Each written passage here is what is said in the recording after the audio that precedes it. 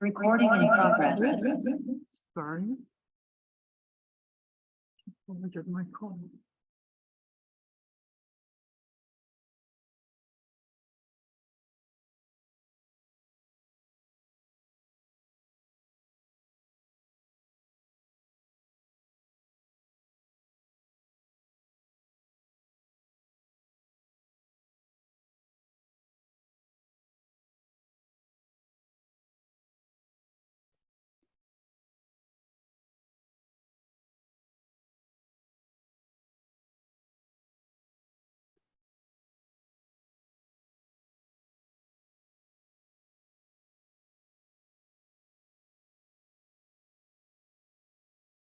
Okay, so it's 5 o'clock.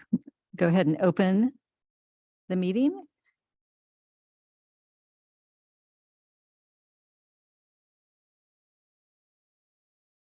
Just checking to see if there are any public comments before we go into closed session. I don't see any other participants. So I will go ahead and close the meeting, and the board is going to adjourn to closed session. What time did that start?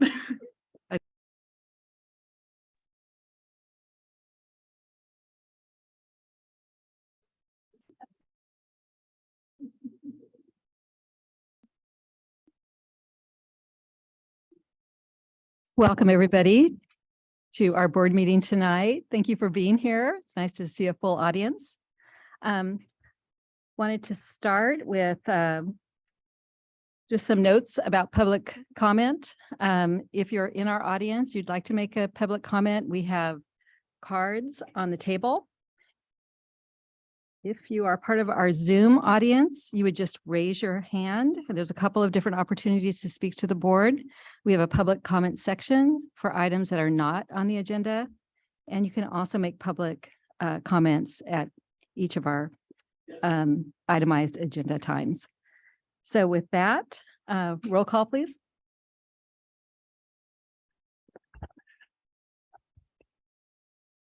Student trustee Swaminathan. Here. I believe she's on Zoom. Yep. Student trustee Rodriguez Velasquez. Here. Trustee Thompson. Here. Trustee Stevenson. Here. Trustee Sarver. He is here. I think he just stepped out for a minute. Okay.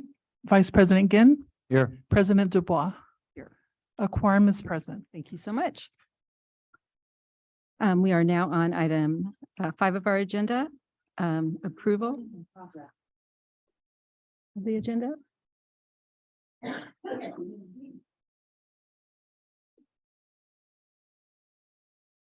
Approval of the agenda. Does the agenda look okay? Can I have a motion to approve? I move to approve the agenda. Sorry, we started without you, but we said you were here. I was. And do I have a second? Second. Okay. All in favor of approving the agenda? Okay. Agenda is approved. I do have one item to report out from closed session. The board did approve a special ed settlement agreement case 2022-2023-7. 3 board members voted yes, and 2 board members voted no on that agreement. Okay. Sorry, soft voice. To the chair, can I have the names of the vote no's? Yes, the no's were trustee Ginn and myself. Thank you. Next item is our consent agenda. And since we have a full audience, I'll explain that the consent agenda is approved in one motion. We don't discuss each individual item. I will ask the board if they want to pull any items from consent. Alan?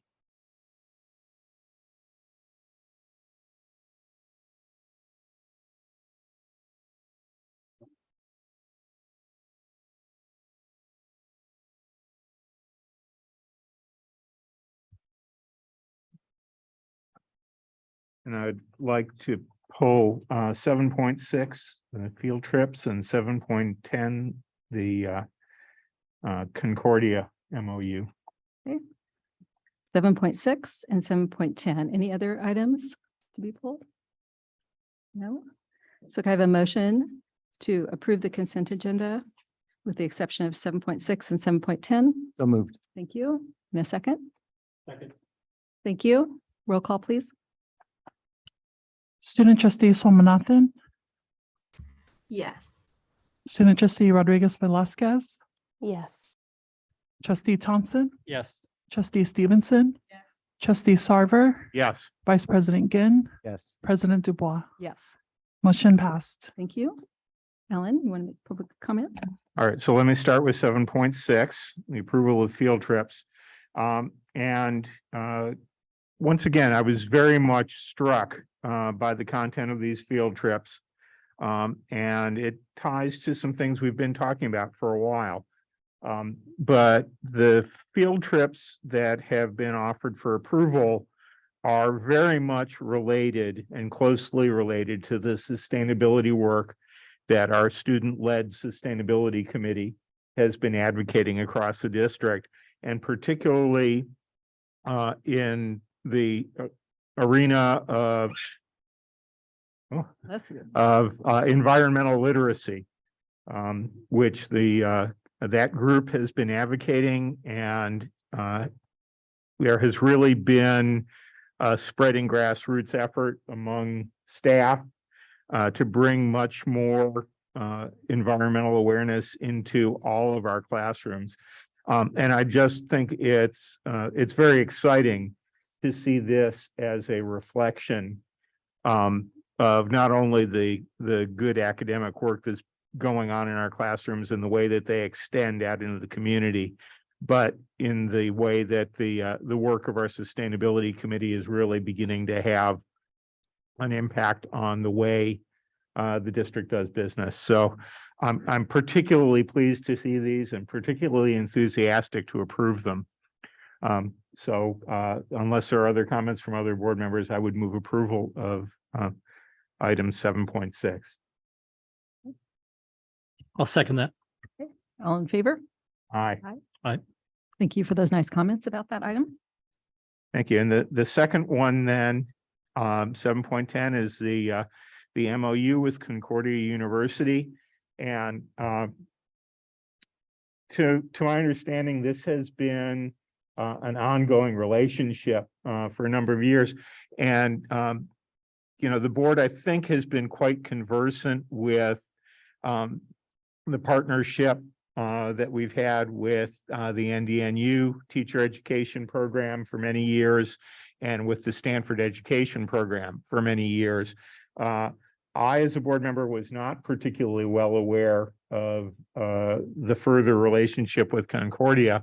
I was pleased to see that and recognize that the pipeline and the efforts that we have going forward are broader than what I was aware of.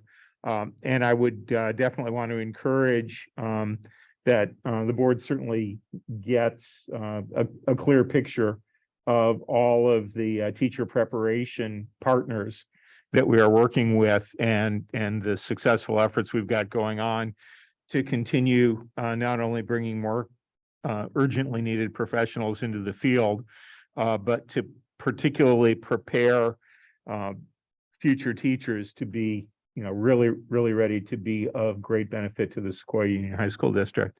So again, I'm pleased to see this here, and I'm very pleased to move approval of this item. Thank you. I'll second. We'll second again. Okay, all in favor? Aye. All right, item 710 is approved.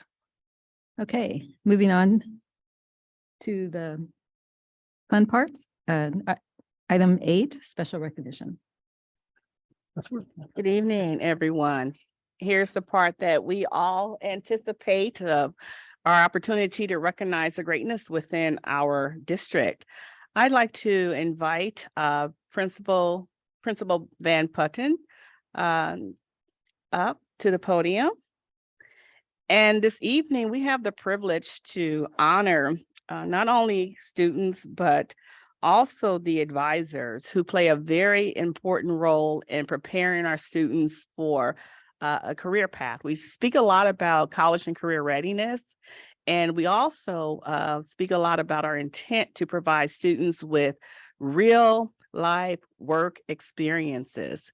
And that is made possible at Woodside. One way it's made possible is through their journalism program.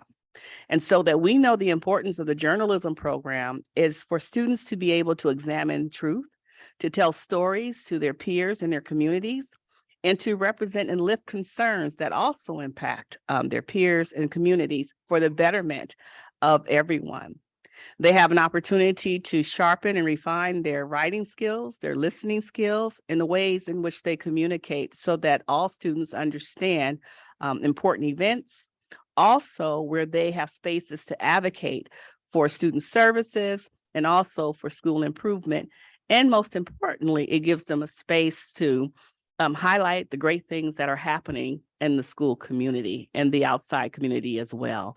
And so it gives me great pleasure this evening to be part of the recognition as we turn the attention over to our wonderful principal, Principal Karen Van Putten of Woodside High School, as we recognize the hard work and also the talents of our advisors as well as our students for our Woodside PAW.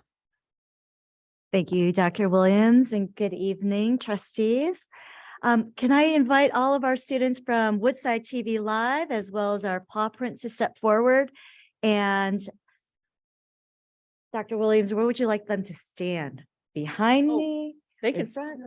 All right, come on up, guys. come on up. We want to see you. I think we're missing a few, including our wonderful Gwen Sidley, our teacher and advisor.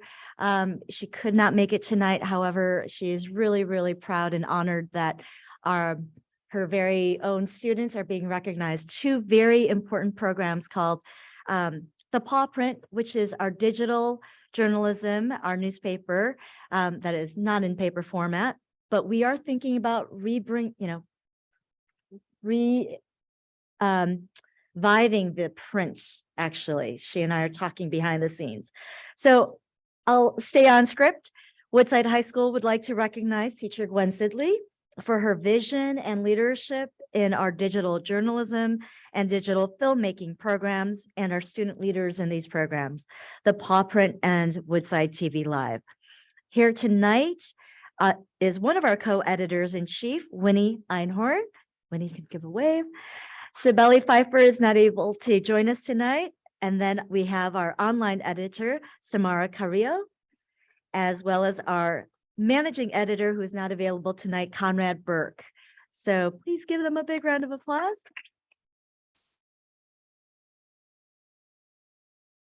These students take responsibility for the content of the paper, as well as publishing, entering contests, guiding other students, and making sure that the team runs smoothly. Digital journalism is a comprehensive approach to learning the fundamentals of news writing, ethics, law, and production. The course emphasizes writing, gathering of information, interview techniques, and accurate reporting. Students study audio and photojournalism as well. The course prepares students with the writing and editing skills to pursue journalism in college and as a career. Students solve problems by thinking creatively, analytically, and logically. The students must be responsible for their own actions. They are flexible enough to work and create a successful newspaper team. They go out and interview students on campus, adults on campus, and they bring the scoop back in this beautiful digital paw print. Next, I'd like to feature our Woodside TV Live producers and creative folks, the crew. Clara Chu, go ahead and give a wave. Gabriel Perez, Nia Now, Carolyn Peck, Tyler Clark, and Hugo Gallegos is unable to be here tonight. So these students are our capstone, members of our capstone class in the CTE Advanced Digital Filmmaking course. It combines video production and broadcast journalism. They are responsible for producing our daily broadcasts It's the only live broadcast 5 days a week in our district. And it might be the only one that goes live 5 days on the peninsula. They supervise the students in second year video production who run the teleprompter, the audio mixer, the title generator, and engineer the live broadcast. They have a special green room. They really are working within a state-of-the-art true digital studio. In addition, Gabe has had videos that he's made in Miss Sidley's class that play in several film festivals. This is his creative side. He has his final video from last year playing in the San Francisco Indie Fest currently running, and it will play in the Mill Valley Film Festival, which is a prestigious international level film festival. And then finally, we have partnered with KQED for 5 years, including this one. This means that Woodside High School receives direct curriculum from KQED, and they work with our students in person. Our students go and visit the studio. They work on a Zoom and create broadcast quality videos and audio packages. They have come to Woodside to mentor our students as well. And in addition, we've had some students who serve on the KQED Youth Advisory Board, which is about 25 students from around the Bay. I think Clara continues to serve on the Youth Advisory, and we've also had Jessie Lynn, who's not here with us. They have had their perspectives. For instance, Clara had 2 of her packages air at events last year on the radio, and then most recently her perspective on the effects of the new abortion laws that we shared in our newsletter too. So our students are writing about real, relevant, current, hot topics. They don't shy away from it. And as of today's incidents and interruptions at our school, they already have a lot of scoop from today, and they are going to be hot on the beat to turn these into videos and articles. So I'm really, really proud of these students. Congrats.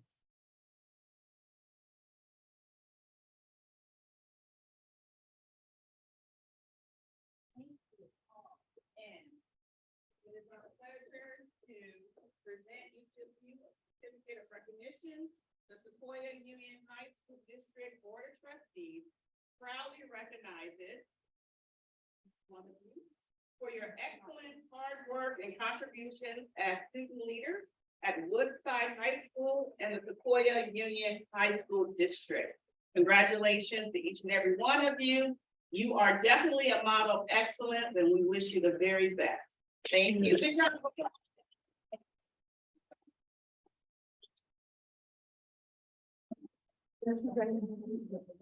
Would any of you like to say anything? Share?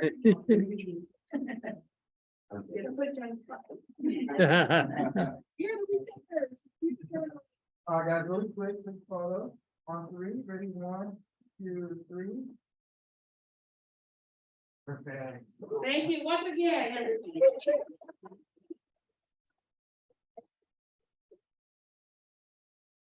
Here's a good, here's a good.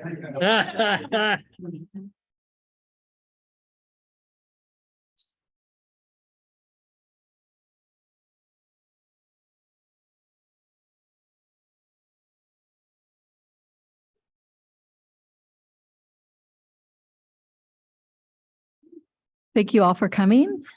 You're welcome to leave or stay for the entire meeting. Next up is student trustees. Hi, everyone. I'm going to go ahead and start. there- Unfortunately, hi. Unfortunately, I've been sick. Trustees are online. Yeah. Can you hear me? They're talking. Can Okay, you student hear- trustees, we can't hear you yet. Okay.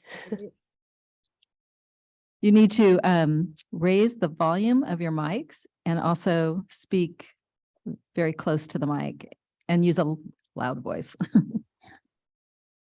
Go ahead, try again. Is it working now? No, sorry. Let's see. How about now? Actually good on this one. I don't know if you can hear me. I can hear her fine. She's coming through on Zoom. Yes, I can hear you, Mr. Schuboister. I think it must be something in the boardroom where they can't hear us, which Yeah. it doesn't bode well for the rest of us on Zoom. Huh. Okay, let me see.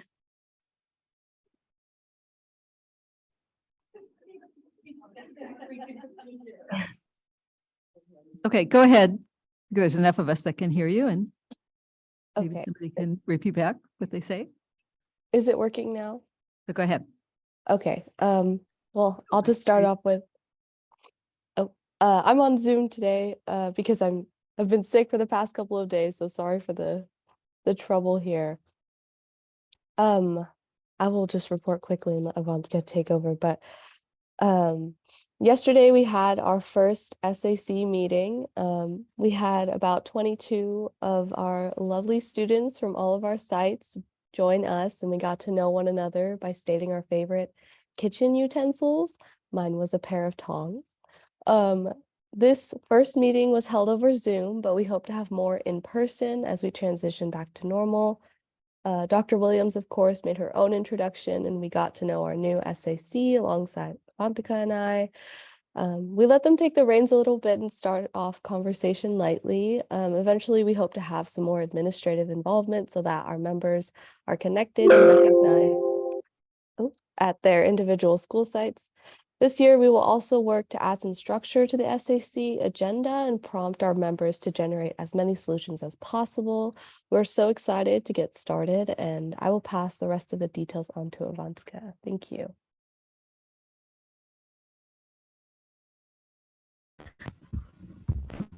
Hello. Hi. I wish I could be there in person as well. I hope this week has been a great one for everyone so far.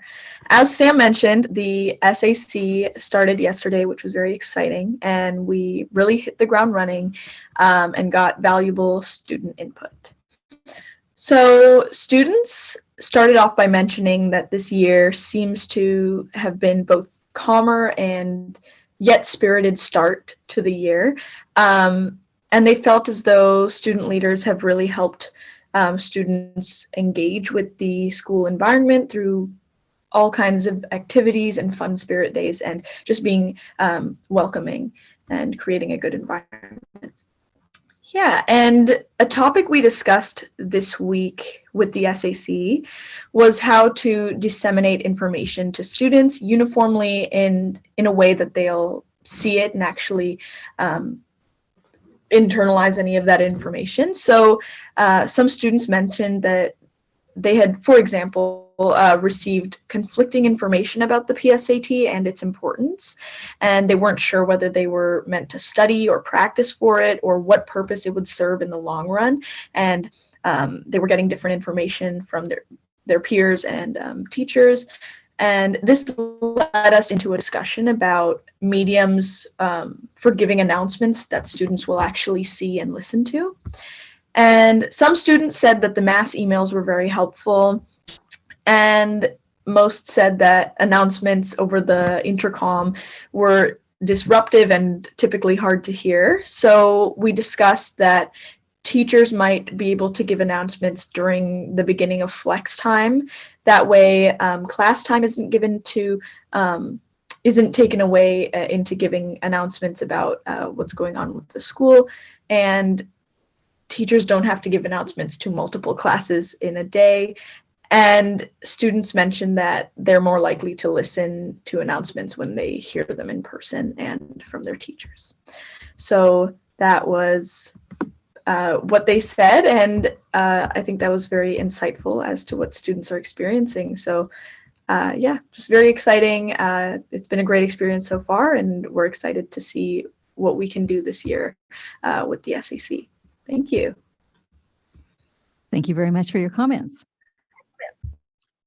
Next, item 10, comments from the Sequoia District Teachers Association.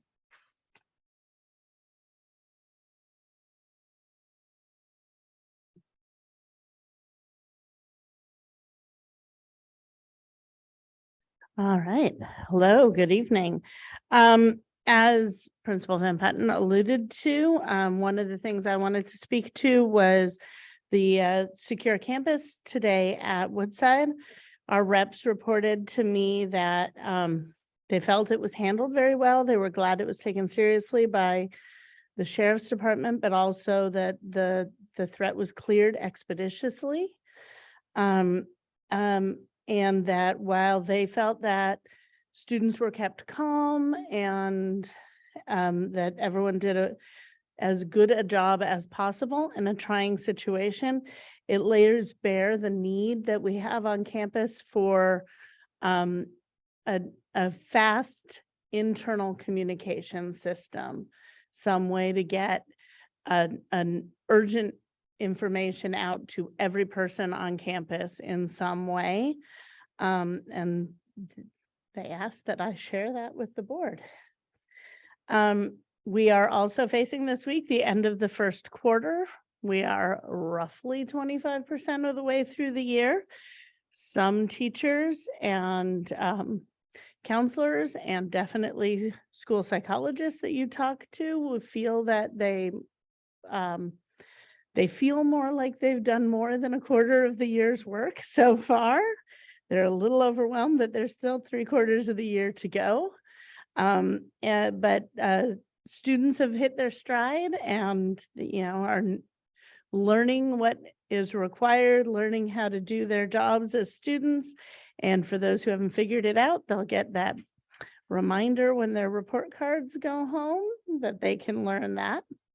We also want to thank Crystal Leach for offering optional meetings at some of our sites to answer questions about the heat and smoke and what we can do in our classrooms to help that, and what the district is looking into for the future. And staff has really appreciated that. Thank you so much. Thank you for your comments.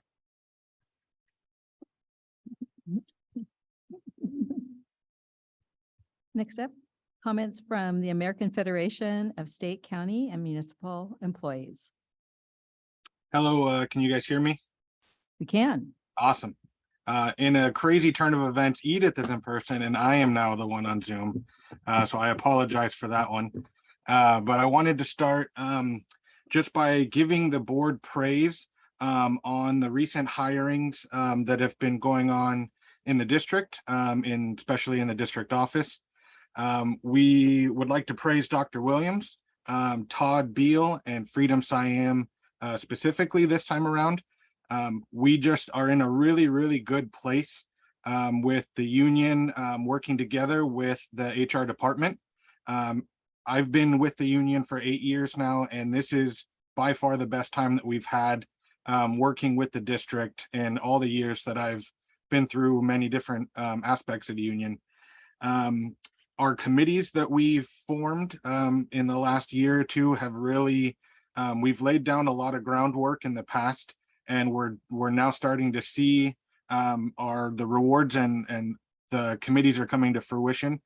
In those committees, we have the contract language cleanup committee, where we've gone through leaps and bounds to make the AFSCME contract more readable, and to be able to really speak to every employee, no matter what language they speak, if it's their first language, English as a first language or second language. And we're really happy with that.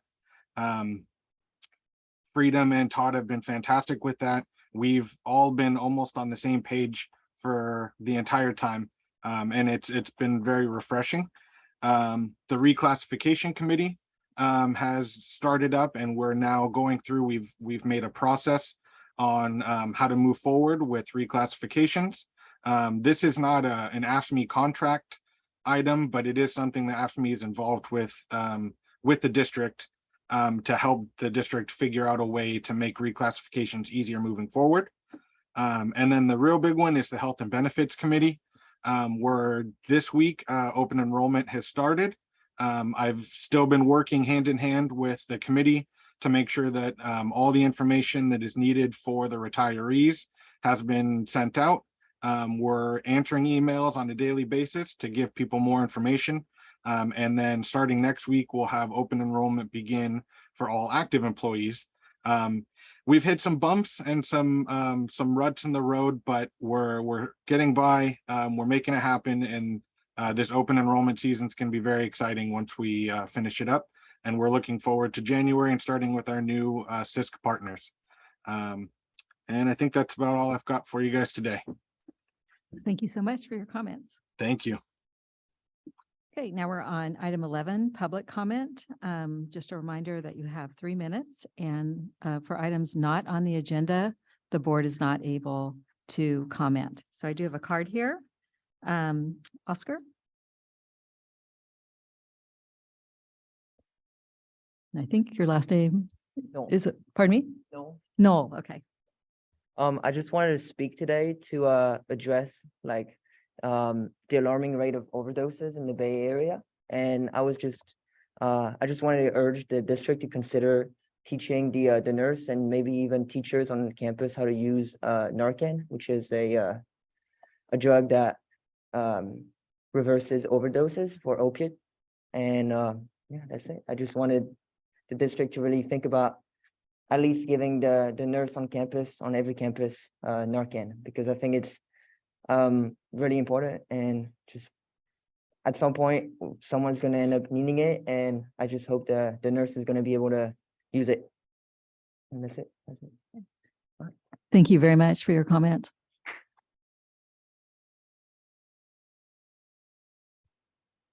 Are there any other comments from our Zoom audience?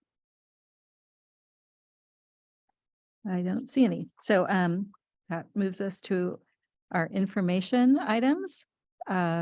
First one is Summit, presentation from our 2 charter schools, Summit Charter and Everest Charter. Good evening, President Dubois, Superintendent Dr. Darnice Williams, and members of the board. It is my pleasure to introduce to you this evening Summit's Executive Director, Katie Chang, as well as Everest Executive Director, Angel Barragan. They have been delightful to work with. I'm excited about what we can learn as we share best practices, and I'm super grateful to both of them for being here tonight and for their continued tweaks to the presentation as more questions were asked. So welcome, both of you. Thank you. Do you want to stay here? Yeah, I'm so excited to be here. This is my first time coming in person, and I'm really excited to meet all of you. My name is Katie Chang. We'll do a more robust introduction shortly. We did email ahead a presentation that has a lot more information about our program, but we're going to be doing an abbreviated version of that tonight that's more laser focused on the questions that we received from Bunny. So my name is Katie Chang. This is my decade year at Summit Prep. I come from Hawaii, and one of the things I love so much about our schools is a tight-knit community that we have with our students and our families. Beautiful. Hey everyone, I'm Angel Barragan. I'm the Executive Director for Everest Public High School. This is my 9th year at Summit Public Schools. I was raised in Michoacan, Mexico. I've lived in Redwood City the rest of my life. I'm a DACA recipient, and I am fortunate enough to have been able to go to Summit Prep, where Katie is at. So I really love our model enough that I came back. My favorite thing is being able to really hone a community of support and love for our students. Let me get. Oh. Scroll down. Oh, okay. Sorry. So we, as a public charter, one of the things that we really focus on is innovation. And we spend a lot of time really getting to know our students. I think many of you are familiar with our schools, but we are diverse by design, and we intentionally have smaller schools to really get to know the whole child. Our vision and our mission have evolved as our community needs have evolved over time. And so what we really aim to do is to equip every single one of our students to lead a fulfilled life. And we define that as one with purpose, financial independence, community, strong relationships, and health. And we do that by preparing our young people with skills, knowledge, and habits. We really focus on economic empowerment and success in a chosen concrete next step after high school. And so one of the things you'll notice is that for the past 20 years, this is actually our 20th anniversary year, we have always been committed to college, and we opened our schools really wanting to be one of the first schools to have college available for all. And we now still make that a priority while also supporting students in many different concrete next steps after high school. Beautiful. Per our design, we focus a lot of our energy on concrete next steps and having a really strong culture. In the additional slides that we send, we actually outline a lot of slides that will go really into depth into the design that we have for you all.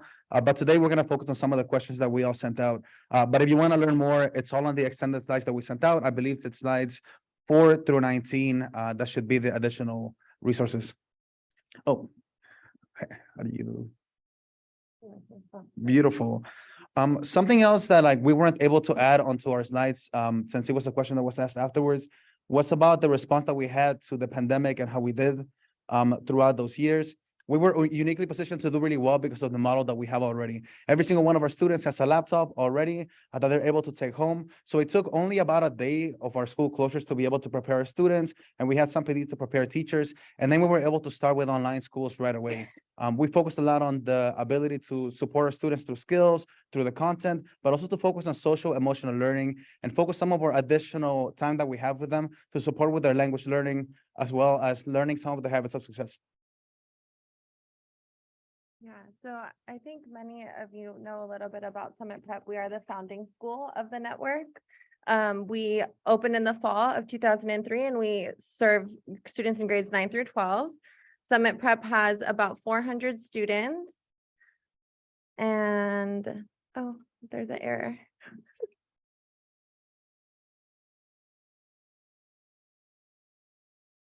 I'm gonna just talk without it. It doesn't look like it's loading. Funny, which is fine, but oh, it says out of memory. Oh. Anyway, I have so on the next slide is a demographic summary of our students, our student body. And one of the things you'll notice, oh, here we go. We're back there. Next slide. No, yes, no. There we go. Here we go. Okay. So here's a snapshot of Summit Prep student body. One of the things that we've seen is that in the bottom left corner, this blue box year over year have been increasing by a couple percentage points. So our multi-language learner population and our diverse learner population has increased over time. And this data is accurate as of the last census date. And so, but it doesn't change much year over year.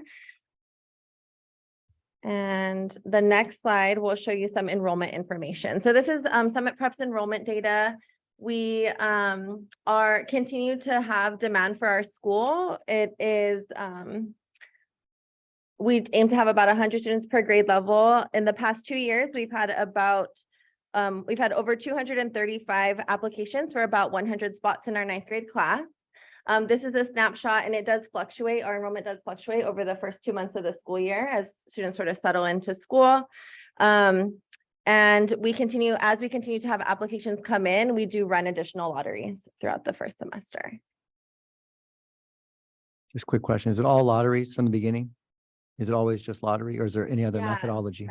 It is a public lottery, and we do give preference to in-district students and to siblings.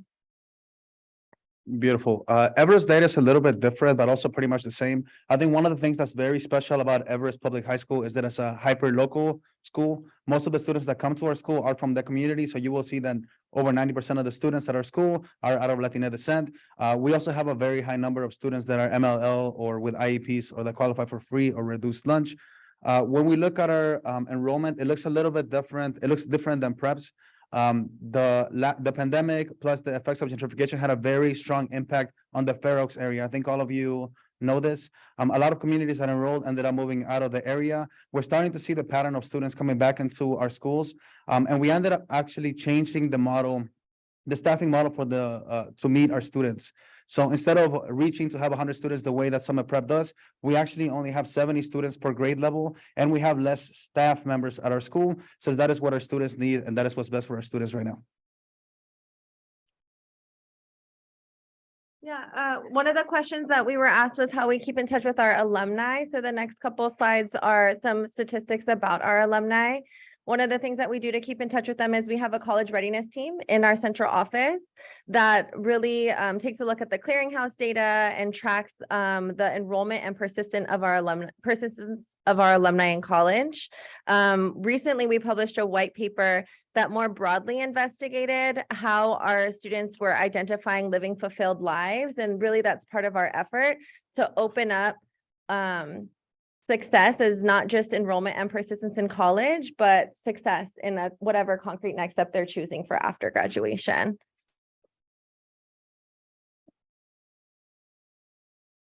Beautiful.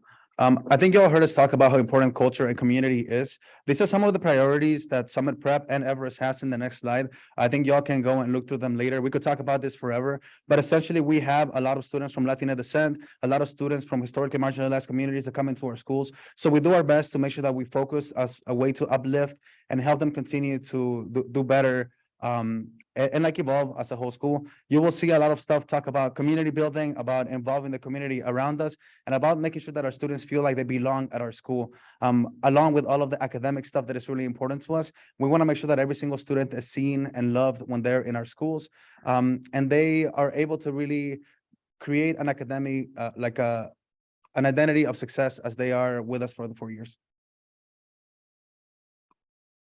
Yeah, the last few slides are just pictures of the school. We didn't bring any students with us tonight, but we wanted to elevate their faces and their voices. It's been incredible being back in our buildings after the closures. We have, like I said, we're diverse by design, and we have a lot of different student interests and passions. We offer sports. And these are just some of the things that we've done so far this school year. We have really intensive leadership development teams and programs to really maximize student empowerment and voice in school-wide decisions. Our seniors last week just went to LA to do a college trip and look at schools and get ready for their application process. We do college fairs, field days. There are just so many things that we do to really thoughtfully and authentically build community and resonance between diverse groups of students and folks. So thank you. We're really excited for the school visits that are coming up later this year. And we look forward to the continued partnership. Does the board have any questions? Chris? Sure. Thanks for the presentation. It's great to have the schools back talking to us. You mentioned priority given to in-district students. That begs the question, are you serving out-of-district students?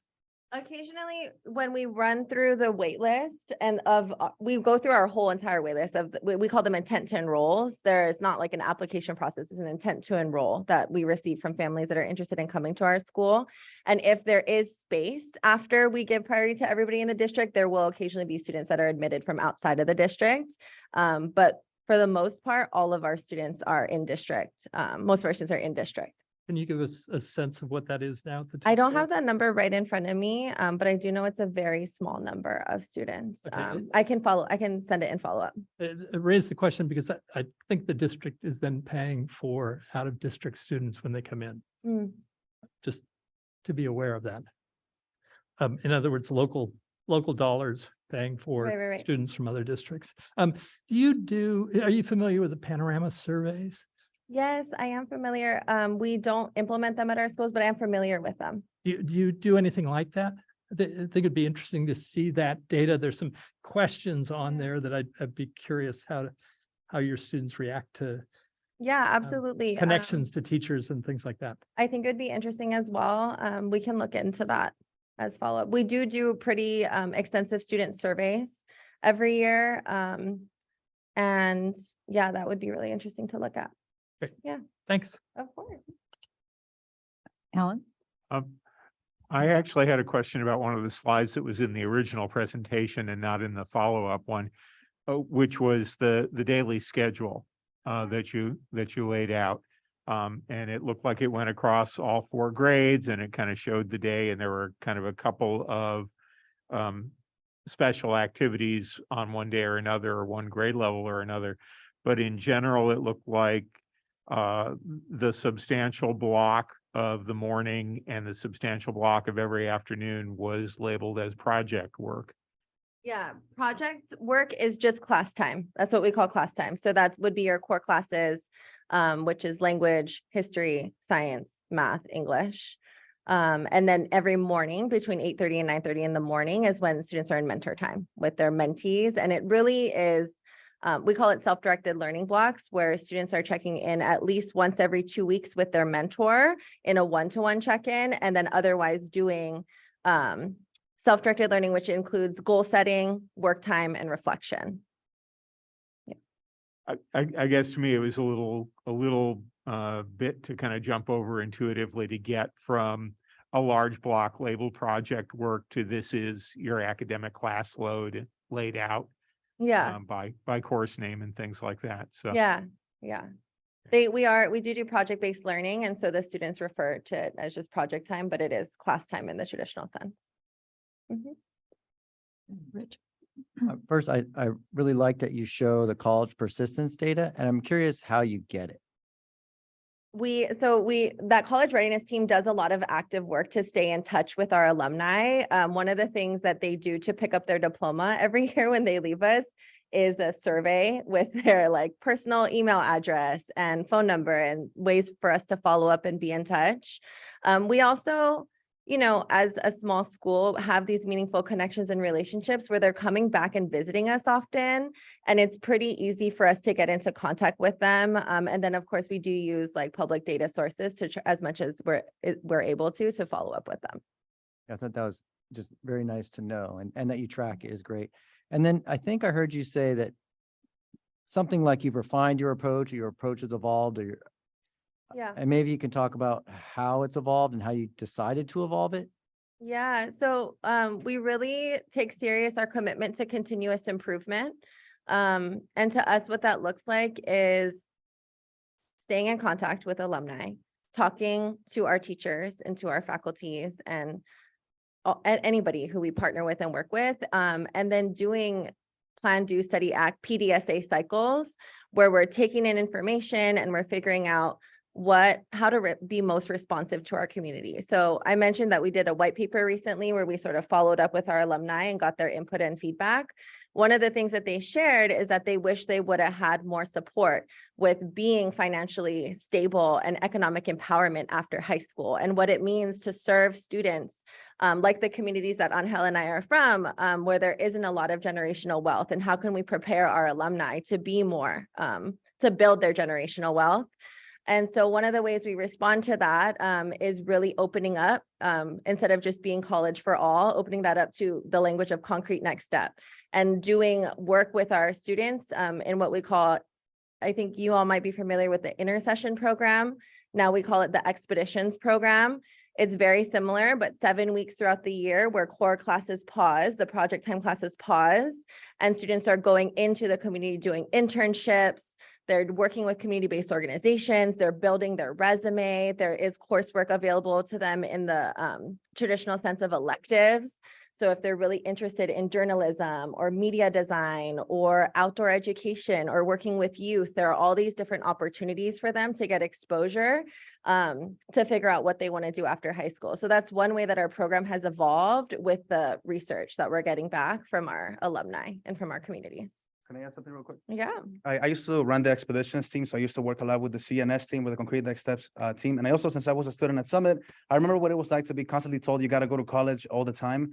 I think with that approach, we were doing a disservice to some of our students that, although we wanted them to be prepared to take that action step if they wanted to, we also wanted to make sure that we open as many doors as possible. So I think when we say concrete next steps, or like your step after high school, is how many doors can we help you open so you can make the best decision that is the best fit for you moving forward. So for some of them, that might be trade school. For some of them, they want to take a pause and like do something else. For some of them, it's community college. For some of them, it will be 4 years of college. So we just want to make sure we open up those doors, but every single one of our students will be prepared to take that decision by the time they reach their senior year. Okay, Shanice? Thank you. Those are good. As Trustee Jen, can you guys hear me? Hello? Okay. My question was really around attendance and what does attendance look like for you all? And how do you address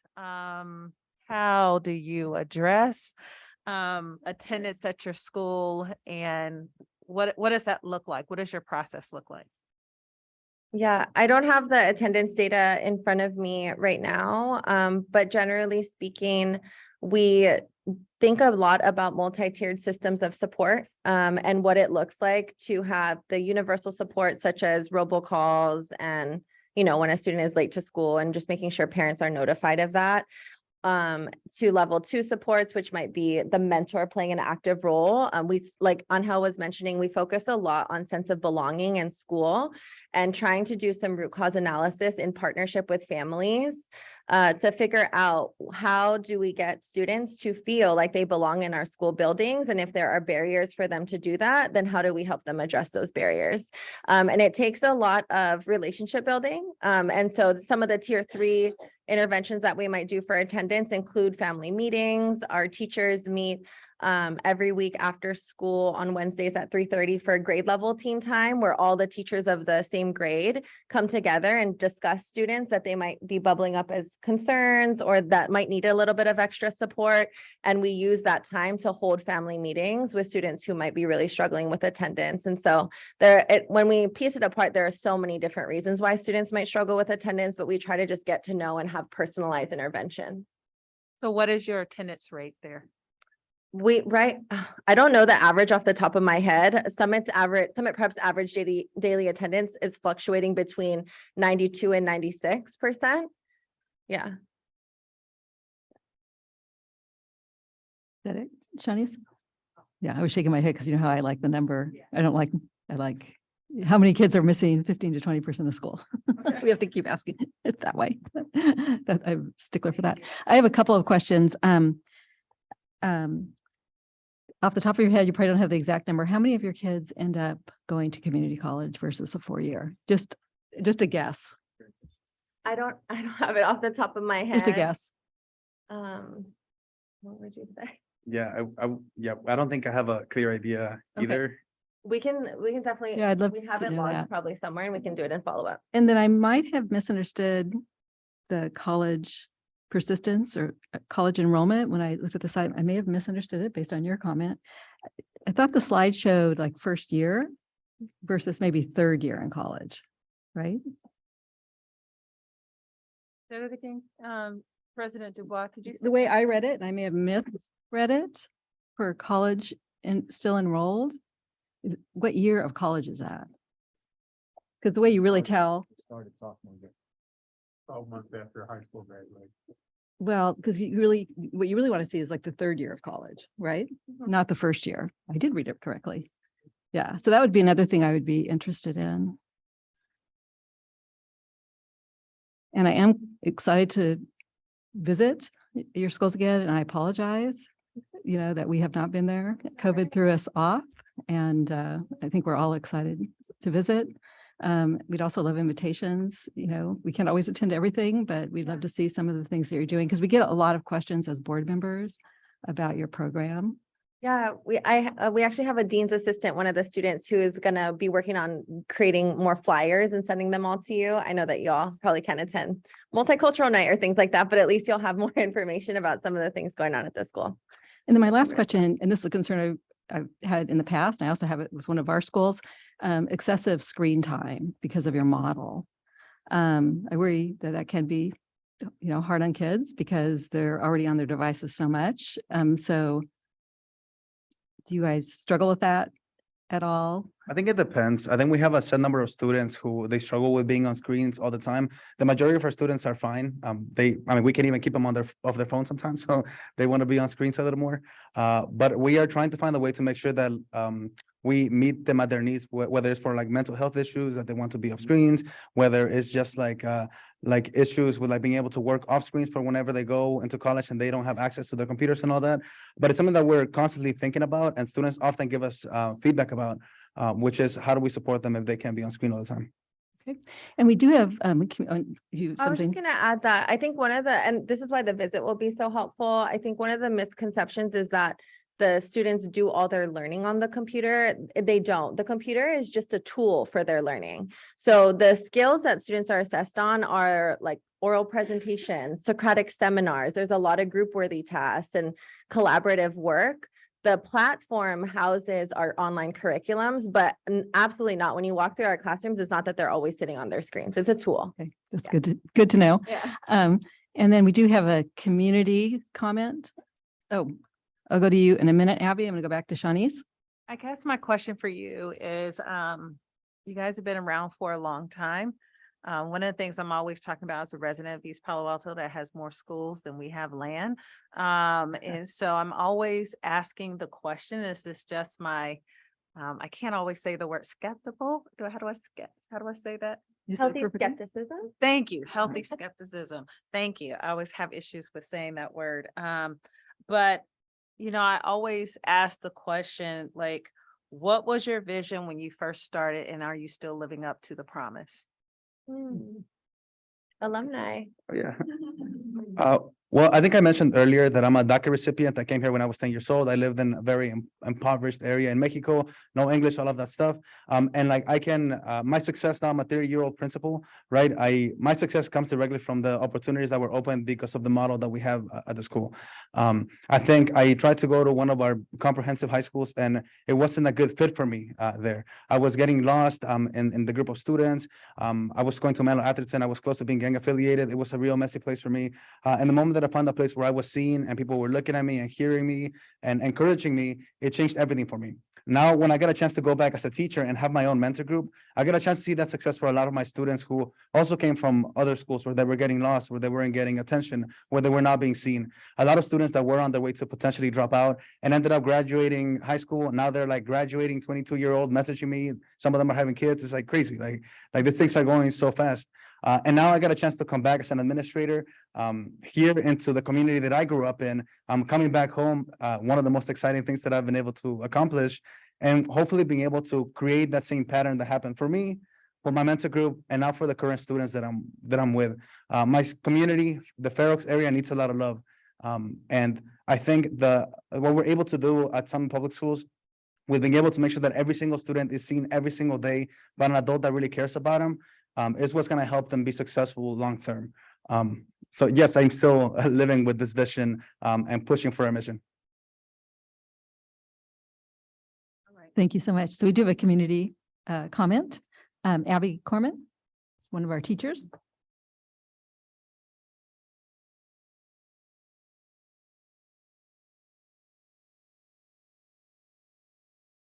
Is she taken off mute?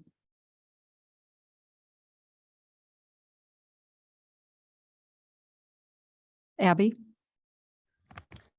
Thanks. I just got unmuted. Okay. Thank you for sharing about your schools and serving students in our community with such intention. As a teacher of students who are still learning to read proficiently, I was especially interested in hearing about your reflection and revision process of your mission and vision to meet your students' needs and help them have a next concrete step in fulfilling life, not necessarily meaning it needs to be a four-year university. Some in our community tout that equity means we need to focus and allocate more resources toward A through G completion for all of our students, while others lament the lack of career-focused supports we provide. Trustee Ginn asked a question quite similar to mine, but I'm hoping to probe a bit more and ask a few questions you may or may not be able to answer. I'm wondering, what did the conversation look like at your schools to make this shift? I imagine showing your alumni student response feedback would be quite moving, but I wonder what else came up. Was there any resistance? And if so, how did you address it? How have your supports and guidance changed? I know expeditions have been a part of the model for a long time, and you may have mentioned this, but I wonder, besides their name change, in what other ways they may have changed? For example, I hear you have a college readiness team, but do you now also have a career readiness team? Have you created your own career pathways, or are you connecting with resources in our community? I know our community has job train, but are there other CBOs you work with? I'd also love to hear about any SEL or mental health supports you provide for your students that you may recommend to our schools to implement, especially after the pandemic. And I just want to say thank you again for the work that you do and for taking the time tonight to share with us. I think by working together, we're going to better be able to support all of our students really accessing their self-actualization and achieving whatever their dreams are. Thanks again. Thank you for all those questions. So we appreciate your presentation and we look forward to seeing you now on a yearly basis at least. So thank you. Thank you so much. Okay. So I don't think we have any other questions. So we will move on to item 12.2, English 1, Multicultural Literature and Voice. Thank you so much, Katie and Hel. I know that your day starts early tomorrow. Thank you for being with us, and we are looking forward to visiting your sites this spring. So the next presentation is loaded with speakers whose days also start early tomorrow, and that is the teaching and admin staff of Menlo Atherton High School. And I'm so grateful to members of that staff, as well as members of our own district team, who are going to come forward and tell you about early reflections, the building of and early reflections on the multicultural literature and voice class at Menlo Atherton. In preparation for this topic, I looked back on the meeting when this course was adopted. And one of the things Simone said that night was, it's going to take a few years for us to have meaningful data for you. So I want to reiterate that now. The three measures we talked about looking at when we presented that evening were ICA results for sophomores who'd been in the freshman class. We'll have those for the first time by this winter break. We talked about UC A through G completion, and we talked about students who are accessing AP and AS courses as a result. And what I will say before this group comes up is that I find the course extremely promising and that there have been bumps in the road as well. So all this we lay before you. Again, it's early days, but there you have it. And I want to thank them and Vicky Dye, who put the group together to try and talk about this huge undertaking, is going to kick us off. All right. Good evening. Hello, President Dubois, trustees, Superintendent Williams, cabinet, friends, Romans. It is a joy to join the brilliant teachers from Menlo Atherton High School, their fearless leader, Carl Lusko, the excellent teachers, Lara Gill, Rachel Wan, and Leanne Strube, Carl Lusko, their fearless leader, and Natalie Stewart, our venerable instructional coach for English language arts and literacy and all kinds of good stuff. The multicultural literature and voice is a course that was designed to give equitable access to grade level Common Core standards at the freshman level at Menlo Atherton in English language arts. It was also built around the principle of diverse voices and inclusion. It's contextualized by shifts across our district in recent years and in the broader educational landscape. Shifts away from the paradigm of either offering support or rigor to the understanding that we can offer both.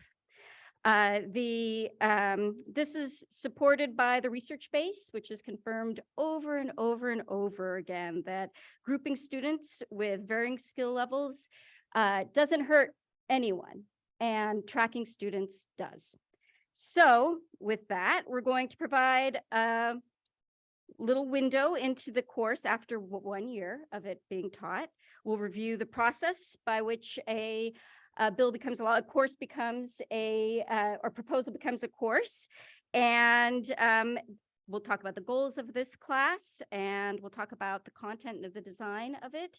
And we'll talk about some very early indicators of progress. So you all know this because you do it all the time. You receive proposals for courses after they've been through an incredible amount of work to land on your dais here. So it began for this class as a set of goals and a vision for students. And of course, the proposal includes things like the standards alignment, objectives, the texts that will be used in a course, et cetera, et cetera. What distinguished the course proposal for multicultural literature and voice was the incredible detail that the team used in mapping out exactly what achievement would mean in this class. I also oversee a bunch of course proposals, and I've seldom seen teams align the standards and create rubrics, embed them into the course proposals to show exactly what outstanding achievement for each of the standards, what proficiency would look like for each of the standards, the grade level standards, would exactly what it looks like. So it's really spelled out. So this is created by the team of proposers that you see before you, and then it's discussed and debated by the department. And let me tell you, there are no discussions in history like those of an English department. I think we have a couple, 1, 2, 3, many former English department heads here. They're all still in therapy over it. So let me tell you, just getting it out of that process involved a lot of really smart people who care about seeing what I think we all want for students, for them to be prepared for all potential rigors and challenges ahead of them.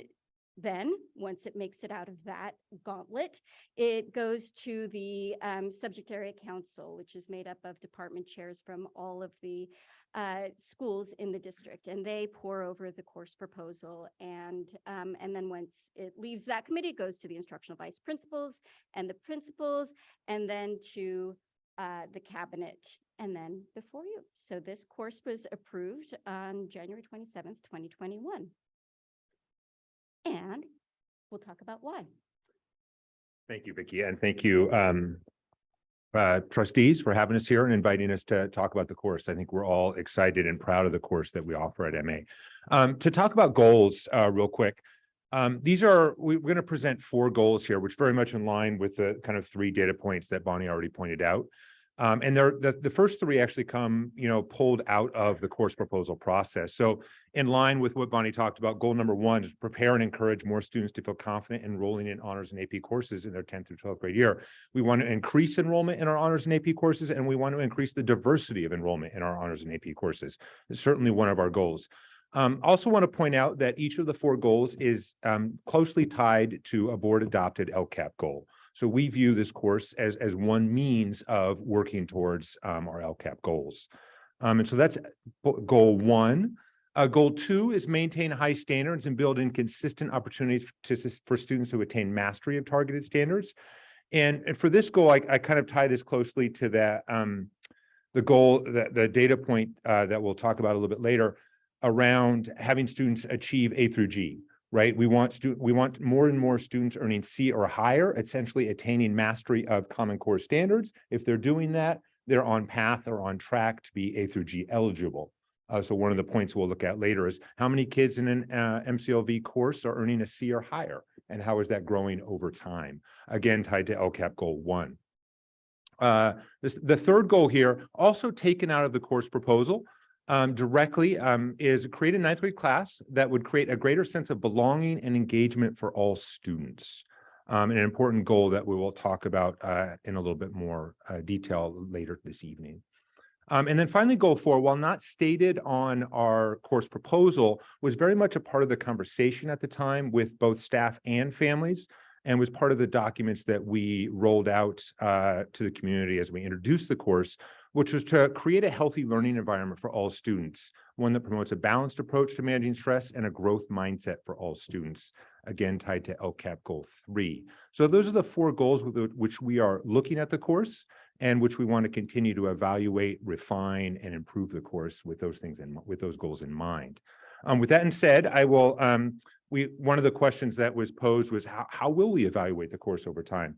How will we look at those 4 goals?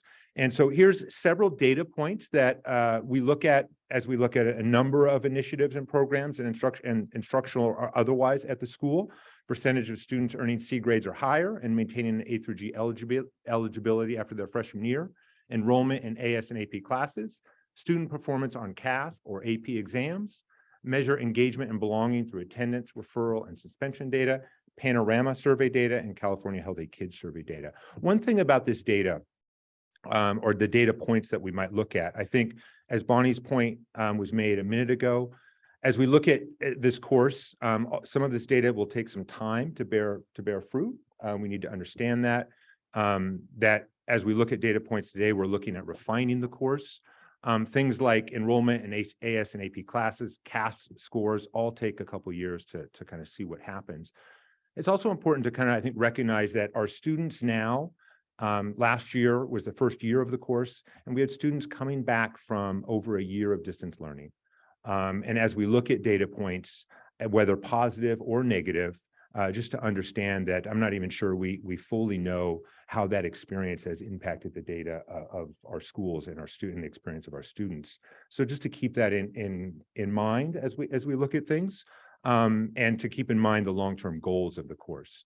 But later on, I will come back and we will talk about some data points, some of which I think are static, some of which I think are encouraging. And highly encouraging for the course. But for now, I'm going to introduce 3 of what I think of are some of our best teachers in this district. And that's Lara Gill, Leanne Strube, and Rachel Wan. Lara Gill is going to come first, I believe. Thank you. I'll be back. Just doing it. Is that cool? Right on. Okay. Hello. Carl a little taller than I am. I'm not sure you guys can hear me. I'm like, Carrie. Something Rachel will speak to our primary text, which haven't changed all that much. And y'all can read the course description and design, but something that I just wanted to highlight for you, something that was super exciting about changing the dimension of this course was inviting student voice into the class and integrating narrative writing in addition to expository and response to lit writing. And so that's probably one of the biggest changes of the course. And also focusing really specifically on student discussion, right? It's not, we know after like decades and decades and decades at MA, it's not enough just to bring students from different communities onto campus and expect things to happen. And we also know it's not enough just to bring students into the same classroom and expect the magic to happen. Like we have to be very strategic with the activities that we do in the class and the way we teach students to communicate ideas with each other and how to help them build on ideas. And really to see discussion as a way to build the reading and writing skills that have been so traditionally measured in terms of levels of success. And so in terms of highlighting the biggest shift, and I think our course description is beautiful and encompassing, but something that makes it a really unique and wonderful and exciting class to teach is the focus on student voice and narrative, but also the increased attention to discussion as a vehicle to help students write more interesting and in-depth analysis when they do the stuff that MA's always done really well, which is get them ready for really complex writing and talking. Okay, I think just summarize that really quick. You're up. I keep waiting. I feel like this is like a class and I'm waiting for like questions. So I'm like looking at you like, you're going to say something, right? But it's okay. We'll get through it. We do it at the end, so we're more educated. So hi, I'm Rachel Wan. I haven't met you all, but I taught English 1, AS English 1 and English 1 for the past 2 years before multicultural lit was established, and now I teach multicultural literature and voice. So to speak to these texts here, as you can see, they're not really that different. We have a couple more, and really the goal of all of these different course components or these texts that we bring in is to be true to our course title, multicultural literature and voice, thinking about how we can incorporate the voices of folks who have been marginally or historically marginalized, and also to expose students to those voices as well, and also give them a chance to see themselves as those people who maybe have not had a voice before, but can see themselves in literature now, in writing, in speeches, and all these different ways that we express ourselves. There's a couple things that are actually not as represented here as they could be, because it would be an extremely long slide. In all of our short stories, in our poetry, our identity essays, the name narratives, they incorporate so many different kinds of voices and so many different kinds of identities that students, I believe, can feel more represented. They can see themselves in these texts. And I think that was one of the biggest pieces of the intentionality behind the text that we choose. It's not like a one and done, we're going to just add these texts now. It is us sitting in a room for hours upon hours, poring over these different texts that we read over the summer and being like, is this one good? Is this one representative of what we want our students to understand their potential as? And how can we get students to then reach the goals of understanding the complexity of all of these different texts and thematic ideas within that? So if that's everything. And I'm super nerdy too. I get really excited about prompts. One of the things that we try to do in terms of, raising the ceiling and opening access to the curriculum too, is giving students choice. And I think these are 3 examples of prompts. I mean, the Odyssey is just a very, very, very traditional text, but ways we're trying to make it more alive for students, and in terms of having them focus on things that elements of Greek culture, like xenia and hospitality, right? Before we go into the Odyssey, we read Enrique's journey, which has a lot to do with how we welcome people into our communities, right? And then to go back and read the Odyssey with the same kind of lens, like how is Odysseus welcome to all these different communities? And to what extent do we welcome people in our community? And what should that look like? So these overarching essential questions that we have for our class that have to do with society and truth and sacrifice all build on each other and layer on each other with the units that go over the course of the year. And so Greek culture is another example of that. And then the third prompt up there we thought was really, really fun, because we focused really specifically on teaching students to talk about how characters live up to certain gender norms, and we give them really specific language to talk about that and analyze the characters. And then when they go on to read Romeo and Juliet or Their Eyes Are Watching God, we take those supports away and the kids just use that language very fluidly. And that's just really cool. It's hard to kind of take away those language scaffolds that we've worked so hard on and that CM really encourages us to use. But it was really, really cool to see kids kind of like take away that scaffolding at the end of the year and just go with it. So yeah, these were just 3 really fun prompts that kind of speak to the layering of textual complexity that we tried to build throughout the course, and why we sequenced the text the way we did. And it was a resequencing that we actually started, gosh, I think it was 4 years ago. Is that right, Rachel?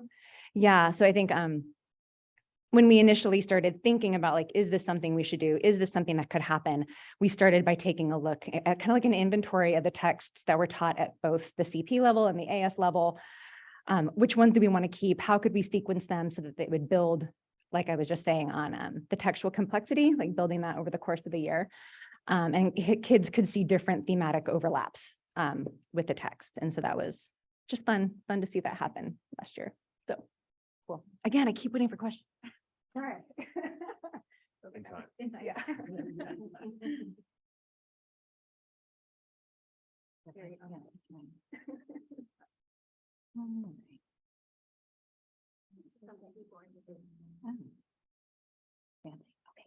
Good evening. I'm going to take just a minute to speak to our continuous improvement process.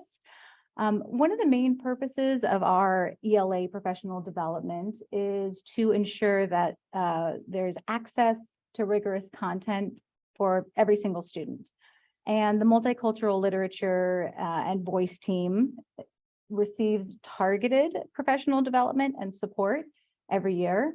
Hasn't been a long time, last year and this year, and we'll do that moving forward as well. All of our ELA grade level teams, including multicultural literature and voice course team, meet to collaborate and agree upon common standards aligned instructional approaches and curriculum as well. The course teams meet to discuss and confirm the common year-long scope and sequences, texts, focus standards, and 2 common assessments. Each common assessment that is administered, teams will then participate in facilitated common assessment professional development. During these sessions, our teams determine how those assessment results further inform our rigorous and effective and equitable instruction and curriculum choices. We're going to continue with this ongoing cycle of improvement to ensure that we are meeting the course goals. And I think Luann's going to talk about alignment. Thank you for inviting us tonight. So I am what my son calls the once and future English department chair. Because after Bonnie Hansen left MA to come to the district, I took over for her and I was department chair for about 5 years. I think that was 2001 to 2009. No, 7. I can't do math. That's why I'm an English teacher. So I'm just new in this role. But the first thing that I asked my department to do was take a survey so that I could understand exactly what they wanted to work on. And the number one, well, there were 2 main initiatives. One is vertical alignment. So you've heard a lot tonight about how we have teachers working within the MCLV team and working within the grade level, both through the district's PD on common assessment, but also our collaboration time. That is wonderful, and we appreciate all of that support, but we also have to make sure that as students progress from 9th to 10th to 11th to 12th grade, that they have the skills that will be needed at the next level. So our department is working very assiduously on vertical alignment. However, we've had exactly 1 department meeting to do that so far, a 45-minute department meeting. On Friday, we'll be meeting again and doing another, what I'm calling round 2. So the goal within our vertical alignment teams is really to focus on writing. And that too is driven by what my department said they wanted. That's not coming from me, although I care a lot about writing. So in our first conversation, it was really just a conversation, and we were split into 2 teams, one MCLV, AS, AP. And then the other was a team that was MCLV, CP classes all the way through, and creative writing was represented in both groups. And we mostly talked about kind of more general, what are you doing this as summer reading? How do you teach writing in general? What kinds of homework expectations do you have, et cetera?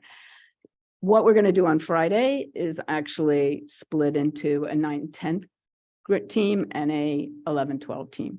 And the goal there is to really drill down on exactly what kind of essay prompts we've used so far this year, and rubrics, some kind of whatever kind of assessment data people gather. And then hopefully what will follow on from that at our meeting in November will be to score some essays together. Because in my experience, the richest kind of professional development for English teachers is to sit side by side and score the same essay and pass it back and forth and say, how is it that you, and I'm used to using a numerical scale because I've taught AP for so long. How is it you gave this a 6 and I only gave it a 3? What's going on here? Because when you have to actually justify the score that you've given and discuss with somebody else exactly what you saw in the essay, I think that's when you grow as a teacher of writing. So that is where we are going. I have to tell you though, it is like day one.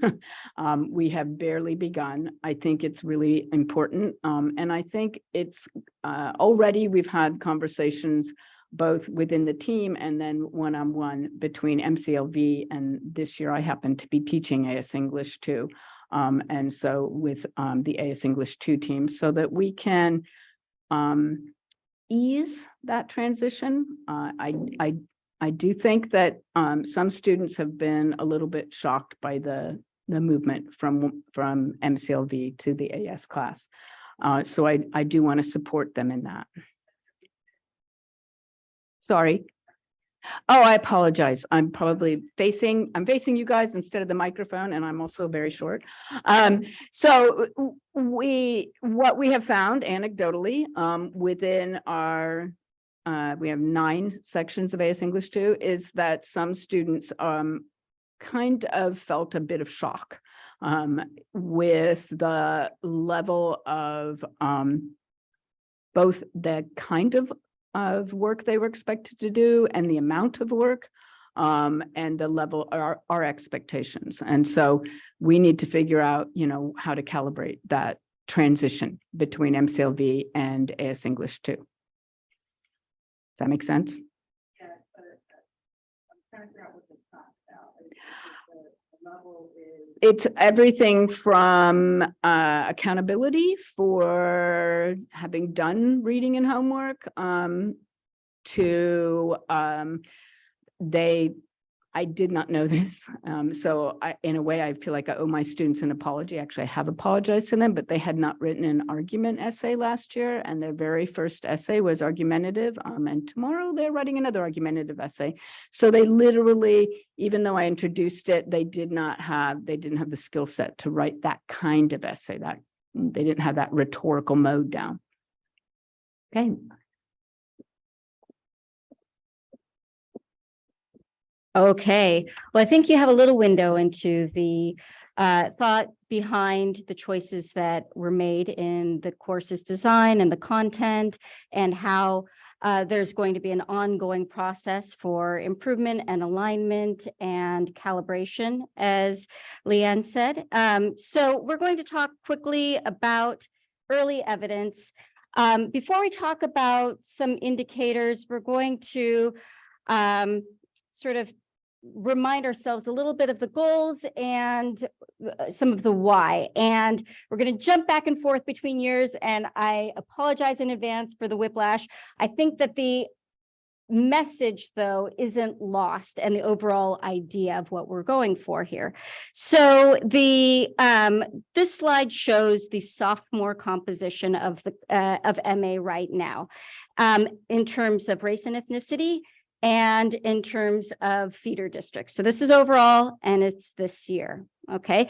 We want our advanced standing classes, our ACE classes, our most rigorous classes to match this. We want there not to be a disparity between our advanced classes and our school-wide composition, okay?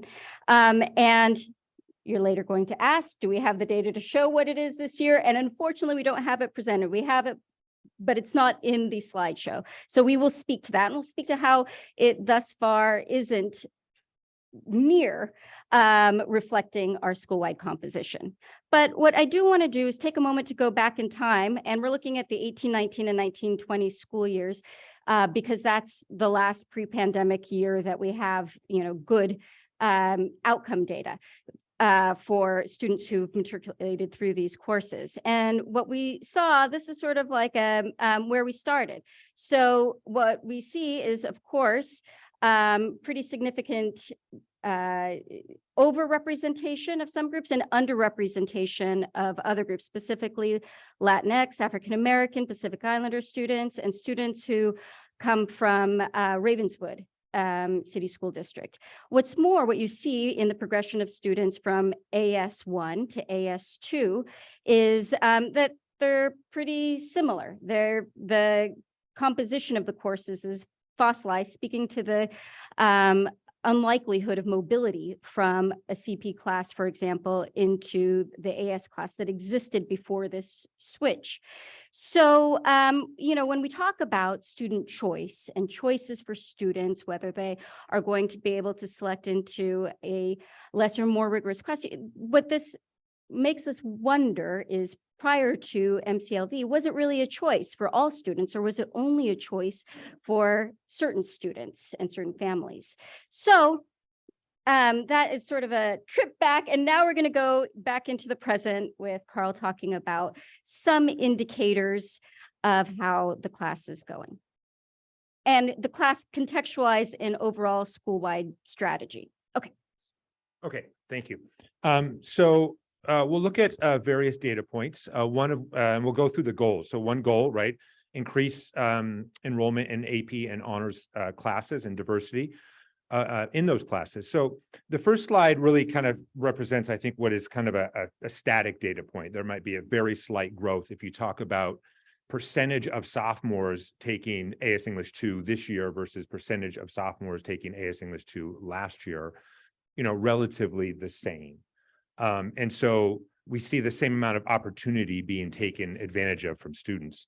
I think some of the slide that's not here, if you talk about the diversity of the class, also pretty static, right? That's not present here. And what we find, I was talking to Leanne earlier, it was today or yesterday, I forget which, that what we find in terms of diversity in our AS2 and AP classes is that it has a kind of, up and down feel to it. So that on a high year, you might see a very high year, 15%. In other years, you might see 12% of students of color in the class, Latinx, African-American, Pacific Islander. On a low year, you might have around 8%.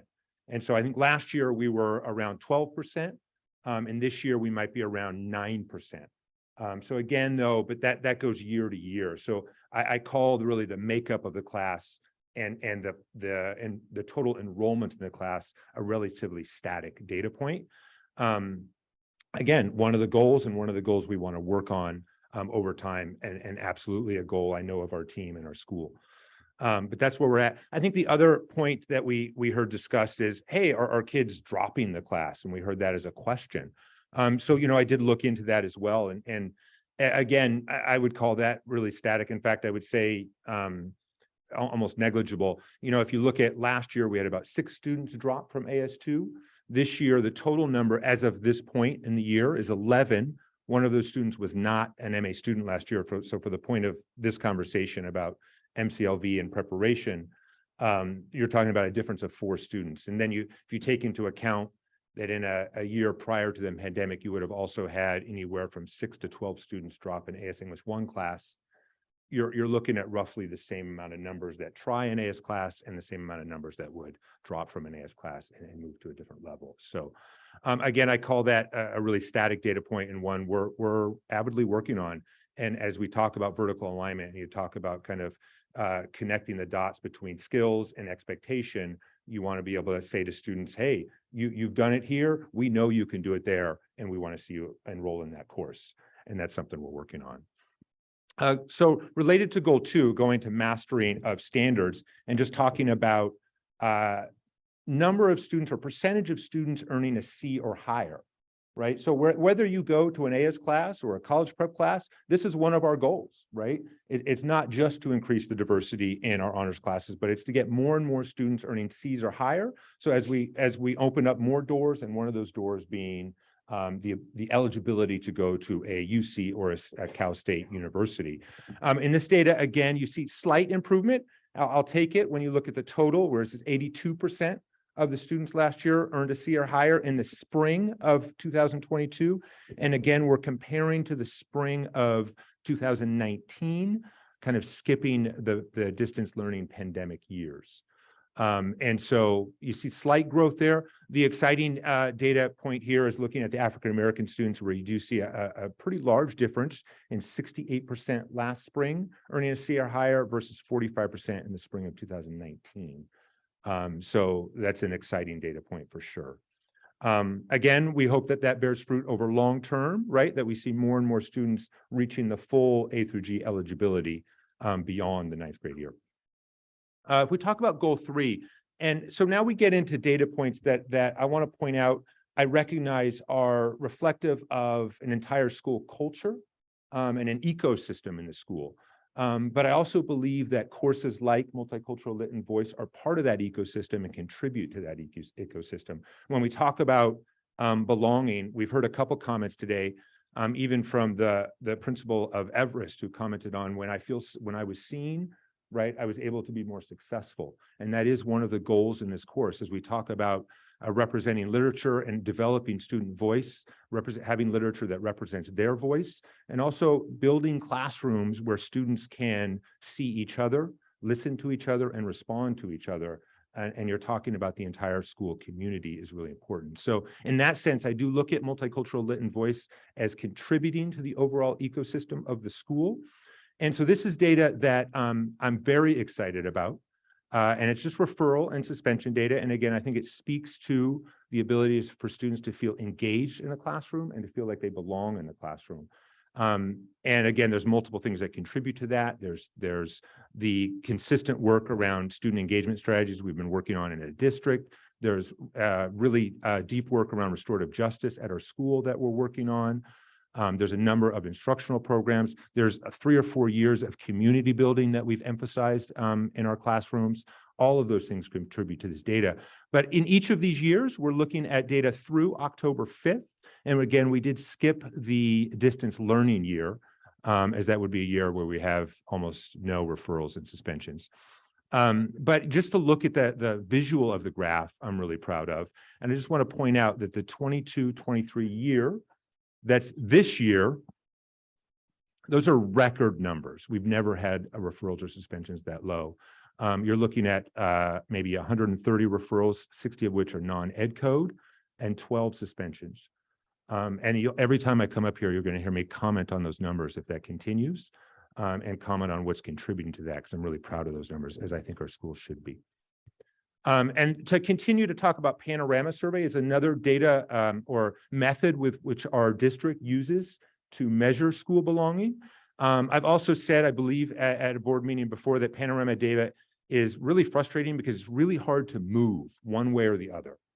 And here we see movement. And I'm also really proud of that. So you look 3 years in a row there, you talk about school belonging, which is a set of questions, and there's absolutely no movement. And then finally, last year, from 2021, from the fall, there was movement, and that was consistent through the spring. Obviously, again, when you talk about pandemic, you talk about distance learning, how is that impacting data? We don't know. But what we can say is that we hope that this continues over the long term, and we'll be tracking it. But I think it speaks highly, again, of the overall school culture of which Multicultural Lit and Voice is contributing to. And then finally, goal 4, wellness. I'm going to continue talking about Panorama survey data, which again shows growth. And whilst the previous one showed growth from 4 or 5 years prior, this one just looks at, and it depends on which questions we ask. So we asked the same questions in fall 2021, and then we asked them again in the spring of 22. And we saw growth in these categories, right? Emotional regulation, again, small, but when you're talking Panorama data, small feels like I made it to base 2 of Everest base camp.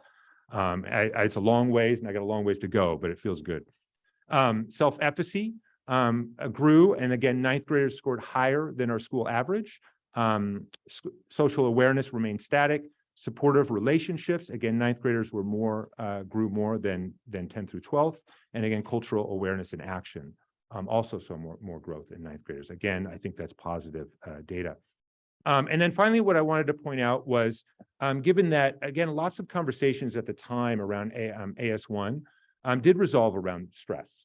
And sometimes when you talk about rigor and you compare rigor to activity, or the amount of activity, is it really rigorous? There was a certain amount of stress. And again, these are, I want to acknowledge school-wide, this data that reflects school-wide culture, not any one particular class, but still, I think it's promising. So what we did was we looked at the number of kids that come to MA without a 504 plan in the 9th grade year and requested one in the 9th grade year. So they did not walk in with a 504 plan. We took those students out. And again, you can see the pattern from 2018-19. 2019-20, 2020-21, and then finally the 22-23, which was last year, which was roughly 50% less than the prior 2 years. Again, you know, we don't know how the pandemic impacts that data, but that's something we're looking for long term.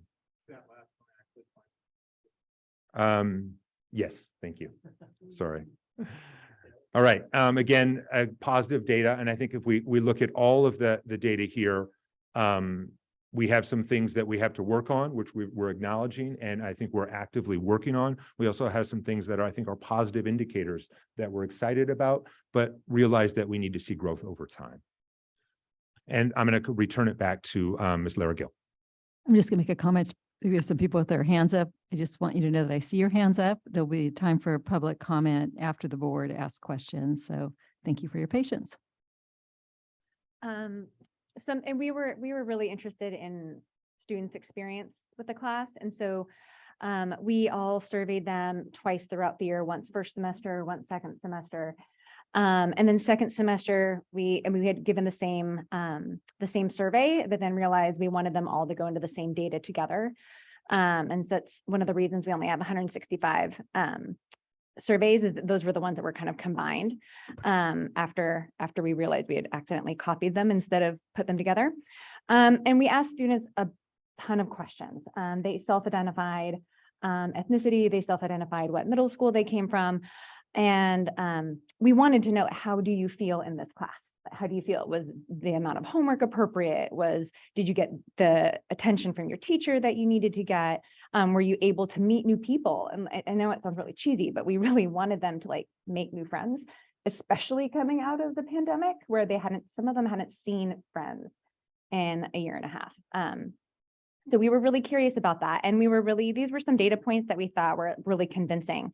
In terms of, did you feel supported in your English class this year? 4 and 5 being the highest, 1 and 2 being like not at all, and then 3 being like appropriately so.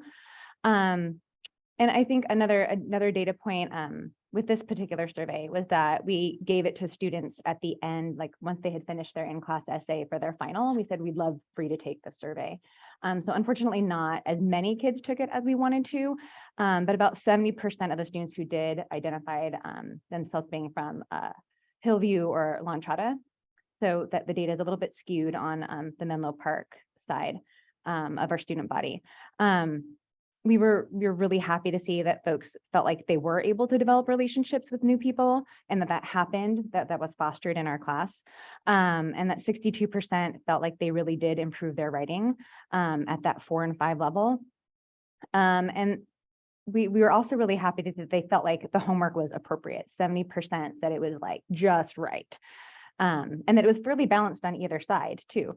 So we really appreciated that. It was a really cool variety of feedback, and it gave our team a lot to talk about. So yeah, am I missing anything, Rachel?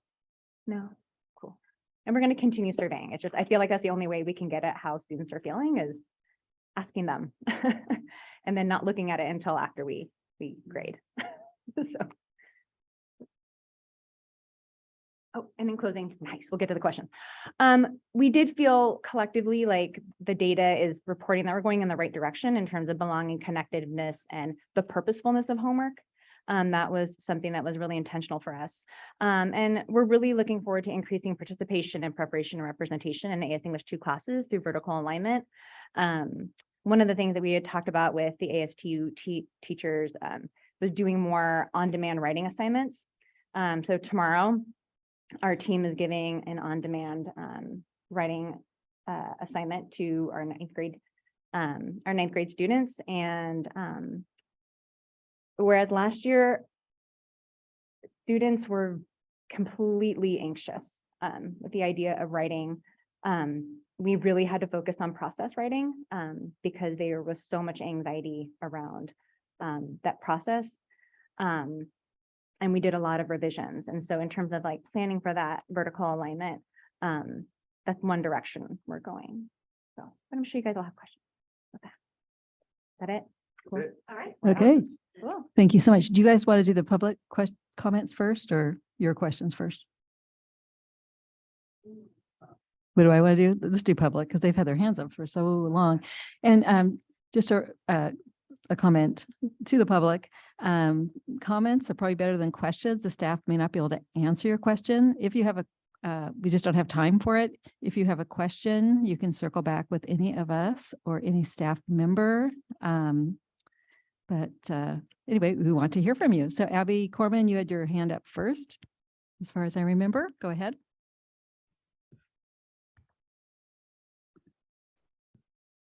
Thank you. I just wanted to take a quick minute here to echo Carl's comments about the intelligence, commitment, and work ethic of the MCLV team at MA. As a colleague of theirs, I get to witness it. I want to commend the team on not only the amount of effort, but also really the heart they put into creating, calibrating, and revising this work to do what's best for all of our students as they acclimate to high school and its expectations. Just really wanted to come on here quickly and say thank you, 9th grade MCLV team, for doing this work for our school and our students. Thank you for that. Next person, it's not a name. We'd love to have your name. It's Alpine Strikers FC.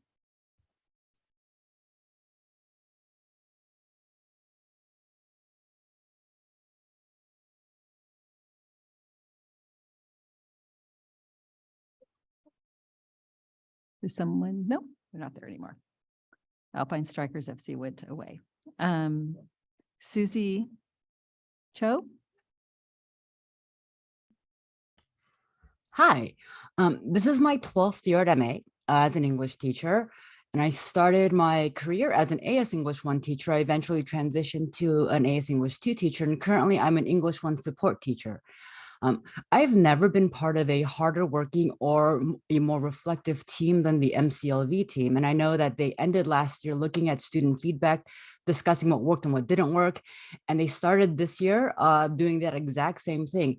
And this is, a year when we were coming back from the pandemic and every teacher struggled and when nothing looked the same as it had. And there were so many other disruptions to student learning, and that this team took on this brand new course at this time.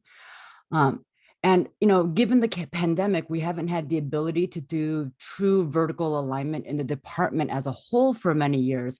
And to hear my colleagues come back and say, you know what, let's hear what we did with ourselves and our team. Let's hear what the other teachers think. And let's make changes immediately. I loved hearing that from my colleagues.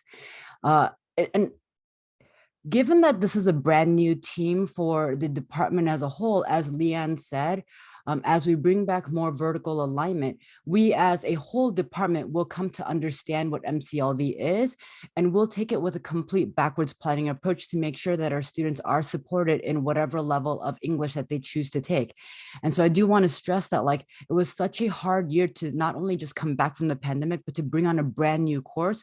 And I respect my colleagues in this room so much, and not just the colleagues in this room, but everyone on the MCLV team and everyone in the English department that's going to be doing this hard work of taking all these students and making sure that we can give them the best that they can achieve. And just in closing, I do want to say, as an English support teacher, I see students from 4 different MCLV teachers, and my students feel so happy.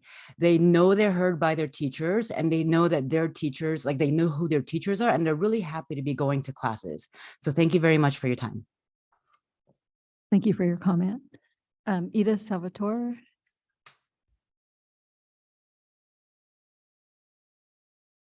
Hello. I just wanted to give a small bit of institutional memory and context that probably 5 years ago, because those years all mesh together. We, Bonnie Hansen and a group of us stood before you as a committee that was working with the county on differentiated assistance and how we could improve, as Carl spoke to, suspension and referral numbers for our students. And the recommendation of that committee was to create more heterogeneous offerings at the 9th grade level to allow students to work together in groups, to meet each other, to build community, and to be able to see themselves without the track or label that they may have been living with for the first 8 years, 9 years of their academic experience. And many of our programs have done that work. At Sequoia, the English department did that work.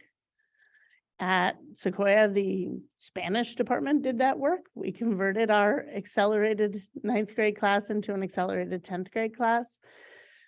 We eliminated as a district advanced integrated science and moved all students into biology or physics as their freshman class in heterogeneous groupings.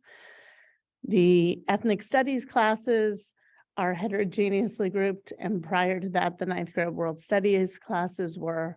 And I think that there's data beyond the encouraging data that Carl shared about a drop in suspensions and expulsions. There's data from all of our schools on the benefit that this has to our communities and to our students and to all of our students.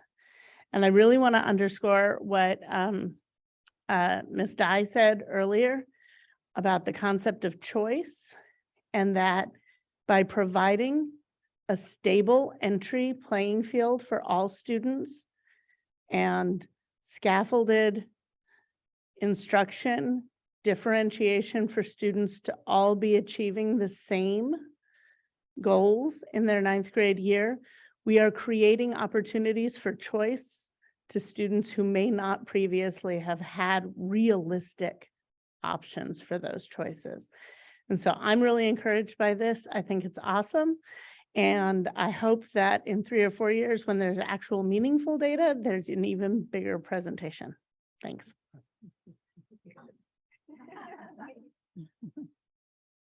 Okay. Chris, we'll start with you. I'll follow up on Edith's comments to say, she put it well. I hope this is beneficial to reduce the amount of suspensions and expulsions, but it's serving all students of the district, that grouping, there's a lot to be learned for everyone. I think that's really important to underscore. As an example of that, what I wanted to start out was the personal impact of your report was, the way I responded is say, I want to take the course. And I want to read Enrique's journey and put it up against Odysseus and see how one informs the other. And I've, of course, never done that. And that's great. That's as an individual. As a board member, if I put on my board member hat, I think I want to share three observations with you that begin with, I think there's something inherently important and powerful about creating a course. As long as it's based upon smart, thoughtful, research-based work that I think you've all done. And I hope the district continues to do lots of that. And the three observations are this. What you talked to us about data, I think is important as process for the board to see. But Carl, I think I agree with your opening comment. It's really too early. We need to look at the first year as the baseline, and the pandemic threw everything off. And so I wouldn't read either encouraging or discouraging signs in any meaningful way.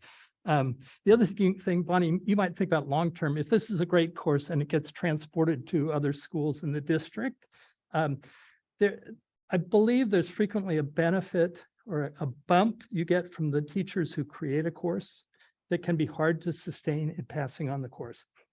I know this was a big question in looking at when Stanford looked at San Francisco Unified's multicultural course. That's a big question. That's more a district question for you. Two, I wanted to observe, I hope and believe I live in a district, and the board will continue to believe in innovation and risk-taking, because you've got to do that to create this sort of success. And the third and final comment, in some ways, was a response to Leanne's comments about the amount of work and the challenge and the complexity of this. And what it makes me think of is the issue of teacher time to do this kind of work. And I guess I'm hopeful that the district and the board is intentional about trying to create that time. One of the big hopes for me coming out of the pandemic was the pandemic forced us to think about time differently. And if I imagine that a big payoff of that time would be if we're able to restructure teacher time. You talked about the investments in teacher collaboration and teacher time to do course development, I think pay off in just powerful ways for students. And I hope I hope the board and the district are able to realize that after I leave. Address that briefly. Yep. Because it is a really key point. And I first of all want to say that Mr. Loosecoat has offered us release days again and again. And just now, Ms. Hanson offered release days. The problem is teachers don't like to be out of their classroom, and we do still have a sub shortage. So ideally, we would go and observe each other's classes. We would get together for scoring, on a release day, but it's just something all of us really resist because it feels really bad to leave your students behind, even for a day. So one of the things that, and I'm probably going to get hit with rotten tomatoes, but one of the things we talked about after distance learning was preserving something having to do with a synchronous option on Wednesday afternoons, perhaps. And that got very firmly shot down. I remember very unhappy parents. But if you really want teachers to create courses, to innovate, to support each other, to do vertical teaming, to score together, the time has to be built in. We're now down for the next 4 months. We have 1 collaboration time per month because of holidays. So that's completely and utterly inadequate to plan, to grade together, to work as a team, and even more inadequate if you think about vertical teaming. So that's why I'm devoting my entire department meetings to vertical teaming, but that's 45 minutes. So I really want to talk to the board think about being very deliberate about setting up time, and don't pull us out of the school. Don't have us watch videos. Let us work together, because that's when we really accomplish things. If you leave us alone and let us work together, we are very hardworking. I think you and I are in total agreement about that. I guess I would observe that we did get a strong parent reaction but one, we got it at a time when kids were at home all the time. And so from any parent's perspective, it was hard to imagine that you'd want to go back to that scenario. We described it wrongly, I think, or in sort of blunt terms. And so we might think more broadly about how time gets re-described, reorganized to make that happen. I'll give you a little example that came up in the summit presentation when they mentioned the expeditions, sending students out in the community for 6 weeks, I think it is. That's 6 weeks of teacher collaboration and professional development time largely. I'm not saying that Sequoia could do that, but I would hope that we reimagine how the school day is structured. Leanne, you've been around long enough to remember David Riley here talking about the school year is based upon the agrarian calendar, right? And literally we haven't changed from that, right? And I hope we can, because I think it. And the school day is based on the factory model. With the bells ringing. Yes. Be clear. Thank you very much. Ellen. So one of the things I want to kind of dive into is a fairly, I guess, 3 points of strong criticism that I've heard from the community, and tie back to a lot of the things that I saw in the presentation and heard from you, and then kind of ask you to respond in some depth around it. And kind of the 3 points I want to tie together to begin with is that in the current campaign for the school board, at least one of the campaigns is very heavily based on restoring AS1, that student choice has been taken away, opportunity for advanced students to truly distinguish themselves has been taken away, and students who are capable of more are being held back in a course that is not suitable for their abilities and potential. In a candidates forum, that was held at MA, and all of the board members attended. We had a number of parents who were hammering on that point for the entirety of the evening, including one who stood up and demanded that each of the candidates commit that they would ensure that AS1 would be restored no matter what. And I was very pleased that all of the candidates said, I won't make a commitment like that. I will look into the data and make sure that we are serving our students as well as possible. And then the third was a rather scathing email that all of the board members received today from a parent saying that the current freshman English experience of their student was essentially a waste of their time and potential, that their experiences at Hillview had prepared them for much more rigor and intensity, and that level of homework was ridiculously low, and the amount of entries in the grading book to date show that nobody really knows what's going on with the students, and a similar range of criticisms. And I first of all want to acknowledge that the board is indeed hearing these things, and that these are things that need to be considered as we run a school district and look at things. Now, one of the starting points of this presentation, and wonderfully reinforced by Edith in her comments, is how much research there is out there that we have learned from other districts across California, across the nation, across the world, of the critical importance of heterogeneity in the classes, and that also an active part of what we are trying to do in our school district in reaction to the circumstances of our students is reduce academic stress while increasing academic opportunity.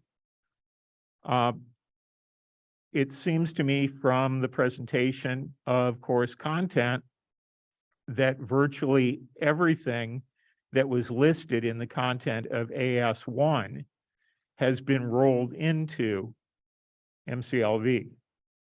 And that if anything is being taken away from freshman students at MA in the realm of English, it is the opportunity to be tracked into a course of lower expectations and lower opportunity, where without achieving less stress, they are getting locked out of the vertical continuity that we're all striving for. And finally, the survey results that we saw indicated that a very broad range of our students felt that the homework and stress, academic stress levels were exactly appropriate in that course, and then evenly divided on either side of the bell curve about it being inadequate or overly demanding. So to me, I saw things that very much addressed those kinds of criticisms, but I wanted to ask you to kind of comment on it further and put it in even deeper context. Okay, thank you for bringing that all to the forefront. I think a couple things, and there's a lot there, and I think we would, welcome conversation with families, to have them reach out to me. A couple things, one of the things I'm fond of saying is that I think opportunity abounds at MA, and to localize it in one particular class, I think is a mistake. I think, I've been fond of saying that we offer more AP course offerings this year than we've ever offered before. We continue to increase those course offerings for our students. And we see enrollment across the board in courses grow. And we know that enrollment in AS2 is still static, but it's still roughly 40% of our population, our sophomore population taking that course. We've seen 100% growth in AP World Studies, whereas this year we have 200 students enrolled, and last year we had 100. in AP Euro.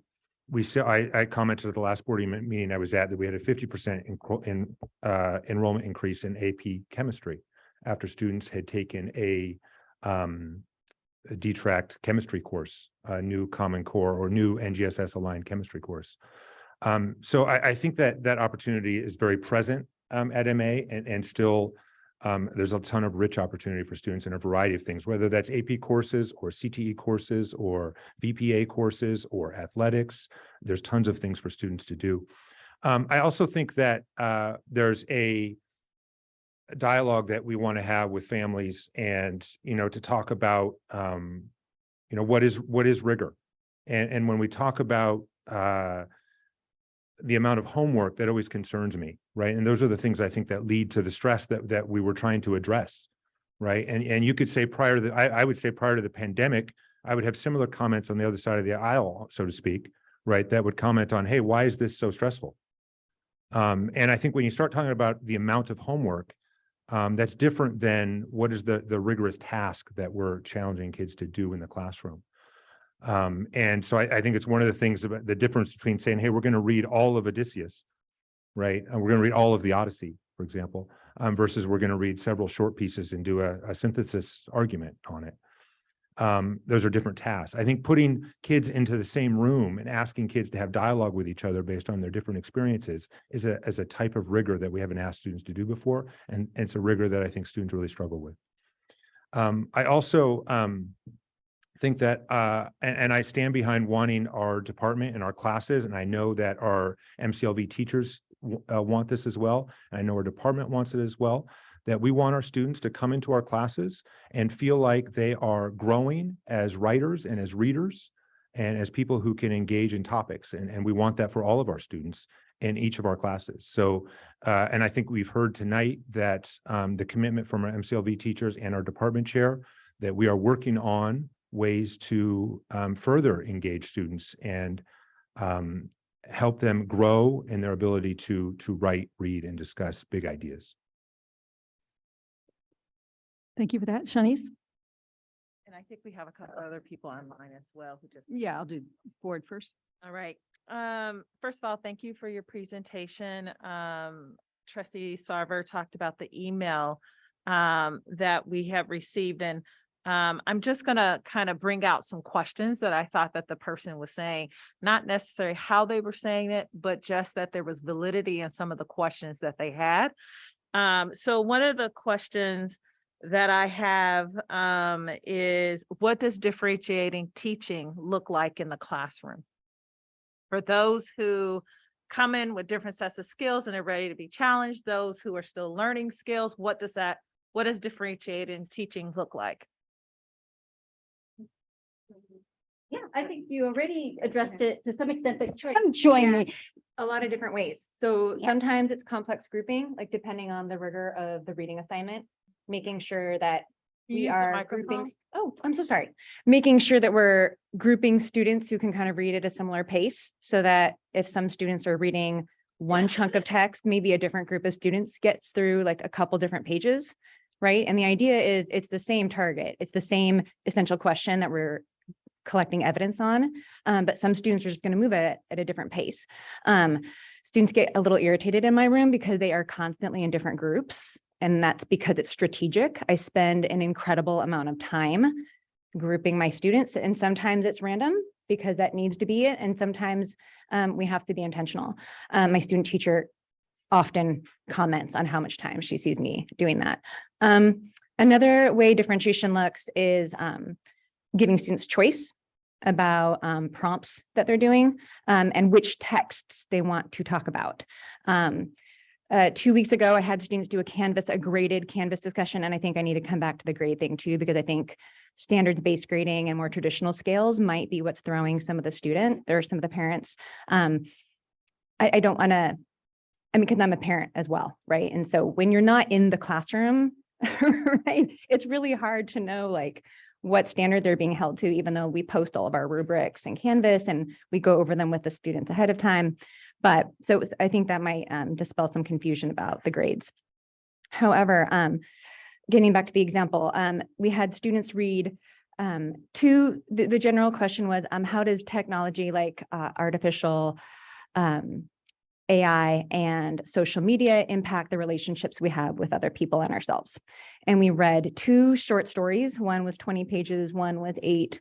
And we analyzed 2 different political cartoons, and we read an article out of Columbia about the psychological impact of social media on students. And then students had to choose 2 of those articles and write a Canvas discussion that is graded with a standards-based rubric. But then their responses to each other were also graded, because they couldn't just say, hey, that's cool. They had to say, you know, your point actually reminds me of the other source that we looked at. And they also had to ask generative questions. So, but the students had choice over which text. I mean, they read all of them. I graded their reading and their annotations on all of them. But they chose which text they wanted to connect thematically and which ones they wanted to connect to, because that was also the student voice part that was part of that assignment. You have to reflect on your own experience with these technologies that aren't so Brave New World-ish, because they're up in our face. And that was the third component of it. They had to reflect on that as well. So that's how differentiation looked in my class 2 weeks ago. But it depends on, it depends on the assignment. I think The same rubric, same, everyone's graded to the same standard, to be honest, but the choice is different. Sorry. I do, since Ms. Hanson is up, there was a question around standard-based grading. I did refer that parent back to, I think I CC'd you on the email. I do think as a parent at MA, standard-based testing and that our computer system does not work. So it does feel like, Yeah, it feels really wonky to say a 78% is a B, you know, or something like that. noted. And I saw that. Thank you. I'm gonna let Vicky talk enthusiastically about this topic in just a second. I just wanted to point out a couple of additional points that I think matter in this conversation. The first one is, I don't know how many parents are concerned about this class at the freshman level. I do know that the appropriate step is first to talk to the English department chair and then the principal at the site, the teacher first. You're right, Leanne, thank you. First, the teacher of the class. And then, thank you for that. And then the department chair, Leanne Strub, LSTRUB at. And then the IVP and the principal, because I will tell you, they are not hearing it at their level like it has been expressed by a few people at to this level. So I think it would help us to gauge the concerns and address them more readily. There are certainly things that we want to tweak about this course. The amount of work that has gone into it, the grassroots, the teacher-led, I mean, it's been amazing. I do want to also say, I think this is a really positive step forward. But when you talk about differentiating, the span is not as large as you might think, because we still have 2 levels of English that are not in this class. Kids reading below grade levels are not in this class. So you look at Time Magazine is written at a 5th grade reading level. Every kid in this class reads above a Time Magazine reading level. So when we're talking about differentiation, it is super, super impressive. And they are coming in with different strengths and different areas for growth, but it is a very, very doable span to marry together in a room. Thank you for that. I appreciate that. And then the next thing I wanted to underscore what Trustee Thompson has talked about was the asynchronous time. And I do think it was our presentation and the timing, because it was like a trauma reaction, what, you know, so I understand, I was there too. But I want to share kind of my perspective that we do need parent input about that and what that looks like and what it could feel like, so it could be useful and part of a model, not necessarily just a strategy for teachers. I love you guys, but it can't just be a strategy for teachers. It has to also fit into a model of education that's for our students. So when I hear about that, I know we do a lot of collaboration time at the organization I work for, even across disciplines, so that we can better support students and more timeliness. And I know as a person who has an IEP, I actually give minutes in my IEP, which is unusual, to give the team time to meet within that IEP that's outside of the student, so that there's more of a responsive process for intervention. So I understand that. I do understand creating more of a diverse, and I use diverse not as race and ethnicity, but just like many kids from across many different feeder schools in one class to build community. I think it actually is very helpful, because I do think some students may walk around campus and not feel seen, and don't feel that belonging. And that's actually across partner districts that we work with, that we have heard that. And so I'm glad that we are trying to address that. I do think we're going to need data on the upswing of the students who already feel belonging, who already feel challenged. What are they getting out of it? I think that's the questions of parents, right? I get how this helps on this end. Coming from Ravenswood, I understand that piece, but I also feel for the other end as a person who went to private school, and my private school was in a different city. So, how do I integrate? How is that a benefit for my students to continue, for them to get challenged and be ready for college? And I don't always think we're communicating that enough. I know that when we heard one of the board candidates talk about what does hiring look like at the end, right? And who you want to hire, that clicked for me, right? Of who are we trying to hire 10 years from now, right? So that kind of helped me. So I do think it is, and I'm looking at Dr. Williams, I do think it is some of our communication of how does this help the student at the end of the day, 10 years from now, right? And I know we can't say that for everything we teach, but like, what does it look like at the end? And I think that is some of the missing pieces in the communication, and really being with families, because they do want their kids to be ready 10 years from now. So just wanted to share that. Thank you. Can I make a brief point to that? Which, thank you for making that point, because that is really what all of this is about, is preparing our students. I empathize with the parent who's concerned that they're not seeing their student lug home giant tomes and, plowed through them night after night, keeping the light up way too late so that they can make it through whatever book it is. I get it. We only have this amount of time with our students in high school, and we want to make sure they have all the preparation and all the challenge so that they can be as successful as possible. The thing is, though, what Carl mentioned is that we often confuse difficulty and rigor, and the kinds of skills that are being built in this class are those that were laid out by the designers, by the writers of the Common Core. And what the Common Core told us is that, I'm sorry, English teachers, it's not about just reading literature and learning about the world and ourselves through beautiful art in the written form. I'm sorry, I know, it's very disappointing. It's about analysis and synthesis and evaluation. And those are the skills that are going to get us ready for the 21st century and make us, and we look at the list of skills that employers are demanding in the 21st century, and they are those, and they are collaboration, and they are communication.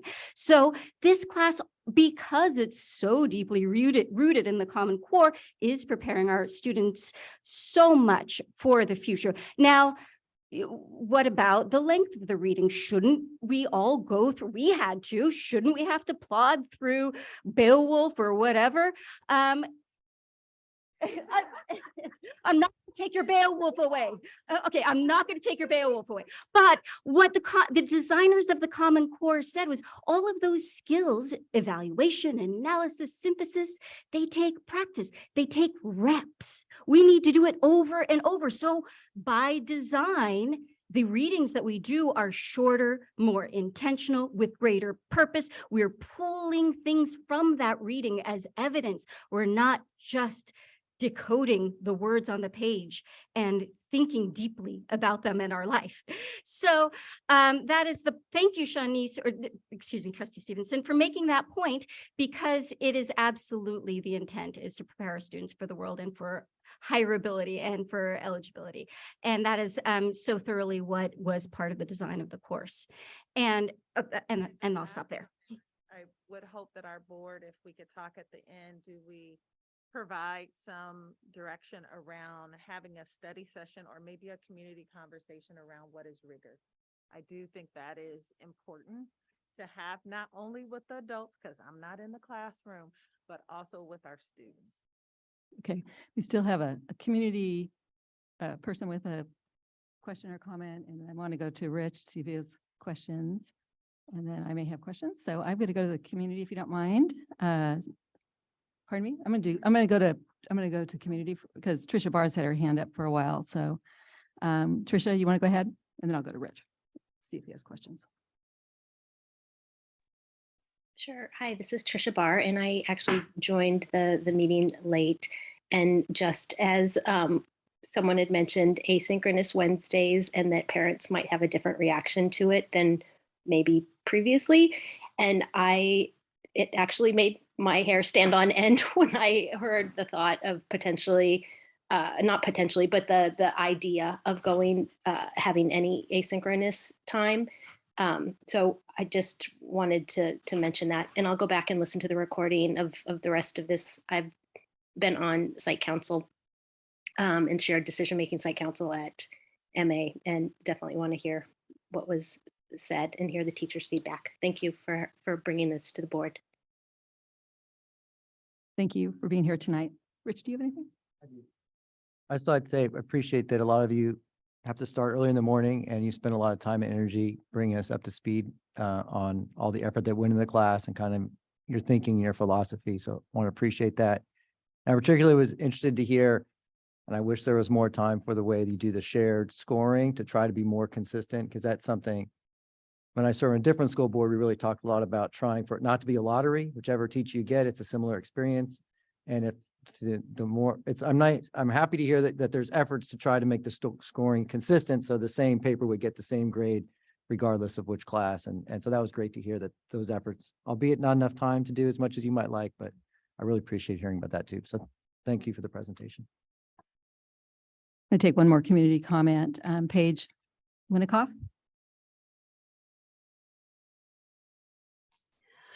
Hi, I'm Paige Winikoff. I'm co-president of the PTA. We did run the candidates forum, and as for all the contested races for Sequoia Union.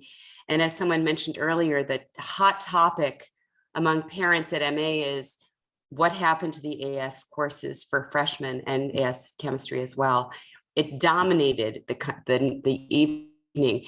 I've personally, as co-president of the PTA, I've also been fielding questions from 8th grade parents who want to know where the AP courses are for their freshmen. Of course, we've never had AP courses, but there are AS courses. And on behalf of the parents at MA, I can tell you from personal experience, there is a lot of concern that the students are not being prepared as well as they have in the past. My own 12th grade son has also said, do not get rid of AS English.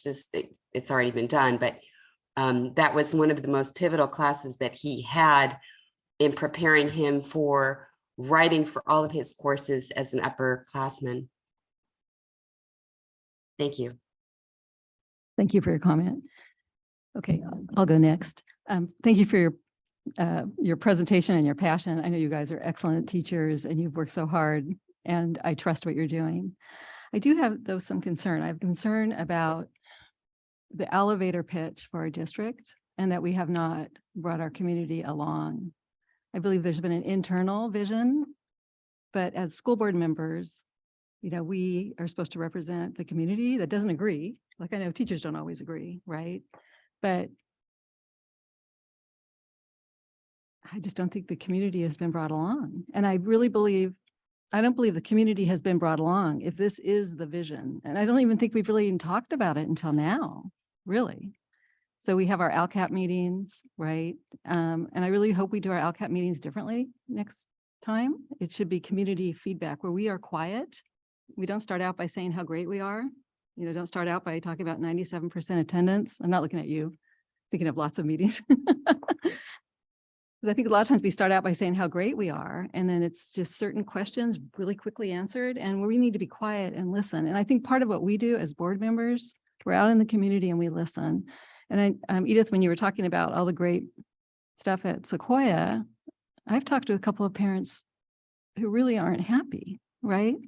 And they need to talk to somebody. I was trying to send one person to you to just hear the story, right? So we need to bring our community along. And now I'm going to get rotten tomatoes thrown at me. What I think about for equity, it's always for me, it's the kid that is having the hardest time, right? So maybe I'll picture an aspiration advocate, right? Or I'll think about that kid that is not attending, or I'll think about that kid who hates school. Okay, that's one kid. Then I'll think of English kids. A friend of mine was running, she was an English professor, and she was running an English camp for many, many summers. I think she still does it. And I got to meet some of her kids all throughout our district. These are the kids that you guys love. So gifted with English, so excited about English. They want to write and read all summer, and they were working with her. And I was thinking how different those kids are than the way I was in high school. Their passion is English. You think about the aspiration advocate kid, and you think that kid that needs that rigor. So I'm a bit skeptical, sorry, as a board member. So I personally have been responding just to myself, not verbally, to some of the concerns I hear in the community, because there are those kids that really, really need the rigor. And somebody made the comment that creating where the magic happens. And I think the magic that we want, or I want with equity, is I want blended community, right? I want blended community. I want kids to know each other. And I keep throwing out this idea for 9 years. You know where the magic happens? With rising freshmen before they start. And I brought this up 1,000 times. Before they start high school, why don't we send kids on Sojourn to the Past? That's where the magic happens. If we were to send 50 kids on Sojourn to the Past, that is where the magic happens, because I raised scholarships at Carlmont for a long time. And, they come back best friends. And if 50 kids go or 25 kids go, that's where the magic happens. It builds their confidence, and they can do math better and English better, and they become friends. And what if they started a social justice club? That's where the magic happens. I also threw out the idea of musical theater. It has to be before school starts, though, not after school starts. Because I have a musical theater son, and with every show, the kids become best friends. And it's not just the kids on stage, it's the kids doing the lights. It's the kids doing the costumes or doing the makeup. It's magic. Every time they come back best friends. And if we did something like that before the first day of school, that's where the magic happens. I'm skeptical because sorry, I don't think magic happens with math and English to do what we want to do. The vision is, sorry, I mean this, I know. I'm hurting your feelings. No, this idea of you really want to build community in a powerful way. Magic happens, do it fast. I'm sorry, she's saying no. But the community doesn't totally buy this. They don't totally buy it. And there's other ways that we can do it. And so what I worry about, my skepticism, is that we're focused on English and math. And I'm not saying do away with this, because I trust you guys are great teachers, and I trust you and what you have done. But the fear in the community, and go back to the elevator pitch, like, what are we doing as a vision? What really is our vision? Our community is really confused, broad, not MA, broadly, because we represent the whole community. And what some of our community members think is that we are going to be taken away, right? And that we're not going to meet the needs of that kid that needs that rigor. And we're not going to meet the needs of the kid that's so disengaged. I don't think they totally trust. So we have a lot of repairing to do. And I don't mean this from MA. And please know that I trust what you guys are doing. But for me, I just don't, I have to know that it's going to work for that aspiration advocate kid. And I have to know that that kid that needs the rigor is going to get the rigor. And so maybe, and this is what we need to be spending time on when we do our board retreats and workshops, because we have to be on the same page or as close as we can be when it comes to vision and really our community. This is for a lot of community members, and I'm glad there's a campaign. I'm glad people are talking about it. I'm glad people are bringing their concerns to us and their worries to us, because that is what we represent.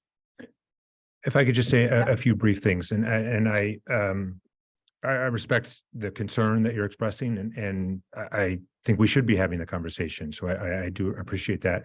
I do want to encourage a couple things that we make sure we listen to a wide variety of voices in our community. I think that's super important. And we get, I think ourselves, I think of as a school or a district in trouble when we don't broaden what we're hearing, right? I also hope that we have this conversation that it's not just about one class, that it's about a series of programs and instructional initiatives that I think are across multiple disciplines and across multiple schools. It also concerns me when we talk and we're sitting here talking about one specific course at MA, with which a group of teachers teach, when I believe that such initiatives happen at all schools. The other point I want to make real quick is that one of the things that I love Sojourn in the Past. My own children have done similar type of trips, and it's been fantastic. My concern when you do that is you end up with pockets of community. And when you look at what the approach of our district has done in a number of subject areas and classes, is to talk about, I mean, how do you create community in a large comprehensive high school? It's really hard to do that at lunchtime or in a club or in a small, group of students. But when you can structure interaction in the classroom, and we've done a number of PDs, we have an excellent PD department that does, how do we do a structured engagement in the classroom where students are talking in discourse and turn taking with each other around the content, and with each other. Then now they're seeing each other. And I think it's important that when we talk about seeing kids seeing each other, that it's not just kids from one side of the freeway seeing each other. All of our kids need to be able to see each other and feel like they are comfortable interacting with all types of different people. That's what our community and our society needs. And I think that's best done in a classroom. So I think those things are crucial, and they're really important for us as schools to be doing. That's not to say that I'm not sympathetic and want to, again, I've said before, want to challenge all of our students, and we need to find ways to make sure we are challenging all of our students, and showing that and encouraging and pushing so that every student in every class is growing. That's what we want to see. And I think we can do that in this model. I believe that. And I'll go back and say again, opportunity abounds at these schools, at our schools, and it abounds at MA and specifically. So, if you talk about a vision that I talk about often, I'm going to say it here. I want to see freshmen enter our community from a variety of different feeder schools healthy. I want to see them enter in and build a strong foundation of a community at MA with each other, and then to have choice for a variety of different programs, whether that be academic enrichment through AS and AP classes, whether that be through VPA or CTE or athletics or various elective classes that we have. There are tons of things to do, but I want our kids to be healthy and connected first. And Thank you for that. I want to Yeah. follow up with that. The same email that we received said that. They said that they were connected socially, very socially, and through a couple of different classes. And I think the question is what's happening in the classroom. My hope is that that parent will give you a call, because I think what they said was valid. We always got to hear people. I think the other piece that I kind of differ respectfully, Trustee Dubois, is that freshman year, as I read about AP classes and things aren't typically done on the freshman year. So that freshman year, we have to talk about building a community. And I don't know if that message is clear. So I do agree with you around communication, as we have a communications director. Maybe you can help us come up with something. But I also equate that to college is what I'm, so your first, I don't know, I went to a 4-year college. That first year, you're leveling the playing. You're taking all your general education, getting prepared. And then your sophomore year is where your tracks come in. And it's not based off of me tracking you, but what is your interest? Is it social work? Is it business? Is it pre-med? Whatever the case may be. And then that's when you find your niche. But if I think about my freshman year of high school, I still have friends from my freshman year who I took Miss Richards' English class. right? And then the sophomore year, I remember Adrienne, who's out here, went out and took her AP classes because she was so smart in her English and stuff like that. And I was at grade level. And so it was okay because that was her interest. She's a writer now. She's doing all kinds of stuff. But maybe I took my elective in sociology. So I do think as I think about it, it is around the communication and what is it that we're trying to say? Because the other messages of teaching to the diversity, those things are being interpreted in many different ways, right? Of what does that really mean? And I think we need to mean what we say and say what we mean, right? Not someone interpret what we mean. And so I do think that's important. I do think kids across different learning abilities should be in a classroom together. But I love how, Ms. Hanson, you shape my thinking differently, because I was thinking, I have visions in my head of who's all in the classroom, but it still is more of a students who have similar skills in the same class. So I do think there is a challenge there because you're there with other peers, but they may have different perspectives on the work depending on what feeder school and what community and what experiences they had. So that clarified things for me, but I do agree around the communication piece of it, because I do think language makes a big difference. As I work with families and as we all was at this board candidate, people didn't know. At the end of the day, they just didn't know. They just didn't know.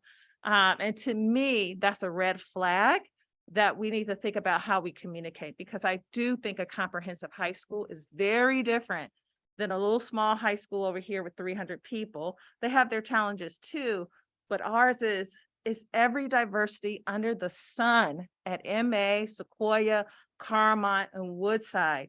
And it's very different serving 2,000 kids than serving 400 or 500 kids.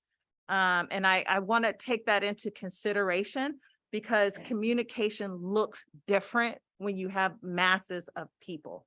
And so I do think that is a larger direction or information I probably will follow up with Dr. Williams, that I think we need to think about that a little bit more. Thank you. Sorry, you've been dying to talk. Go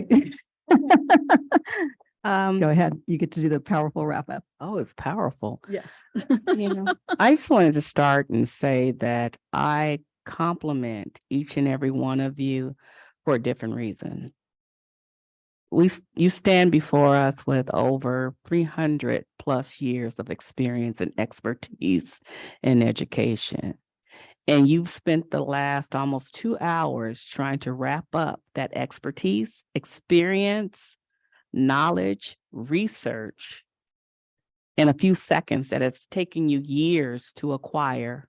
Years of experience, years of face-to-face with students, professional development, certification, degrees, and I commend you for how well you were and how clear you were. I also commend you for being a model in terms of what we expect for collaboration within our district. You were able to come together and identify what we call, and I'm going to use teacher talk right now, a problem of practice. And the problem of practice that was identified at MA in particular was an access problem. And through that access problem, you were able to thoughtfully respond by creating a program which was reflective of, as we know, rigor. And when we talk about rigor to a simplistic form, rigor is defined through our standards. And we know that as educators. And so there was a conversation or a question about rigor. Rigor is about content. How does one access the content? How do they process? What do they know? What assignments are put before them so that they can demonstrate what they know? And then product, how do they transfer that information? It doesn't mean that it has to be the same text. I can take an excerpt from a text and I can make it just as rigorous as possible, as long as we understand that cognitive dimensions and that spectrum, you all know what I'm speaking about, that knowledge concept, are we examining? And then also, if we look at what do kids know and what are they able to do? And so I will agree on one thing is that you all are an amazing team, a thoughtful team, and knowing that the lift that it takes in order to create such a course to respond to the needs of all students is a heroic task.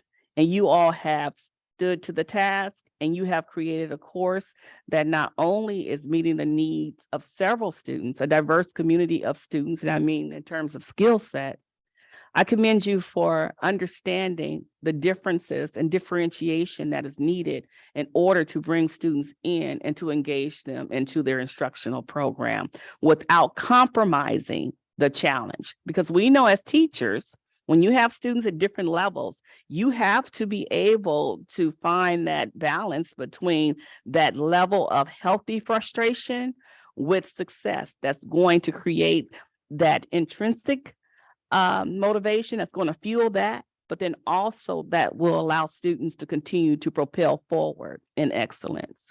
The final point that I am going to make is I wanted to underscore with what Associate Superintendent Hanson mentioned, that we still have two other pathways for students. And so students are not in lock and step into one pathway towards excellence, and they have multiple opportunities for rigor. And all students deserve rigor and a rigorous, robust instructional program that starts with the standards, because that's where rigor is defined. And that is a study group or study session that we can all benefit from. And then the other piece, and I said that was the final piece is communication, and communication is both ways. So as we communicate with a two-way system, what I implore our parents and our community to do, let's start where it begins, in the classroom. Start having these conversations with our teachers. They are most capable. Have them with the school leaders. They are most capable, as we see it this evening. Come to your superintendent, your associate and assistant superintendents. We are most capable. We are here for you. We want to work together, and we only get better together. So with that, I'll end and just say you are awesome and amazing. And I still believe, hands down, that being an educator is one of the most influential, valued professions within our community and within our country that is so undervalued. But know that I see you, I value you, and as an educator, I understand the struggle, but I also welcome the opportunity. So thank you all.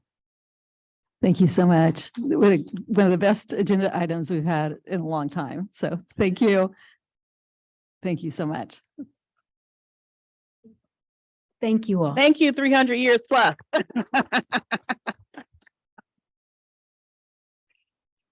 Okay, do we need a quick break? Right, we will do that. Everybody's not up here. We are now on discussion items, 14.1. First reading of revised administrative regulation, AR 5113, absences and excuses.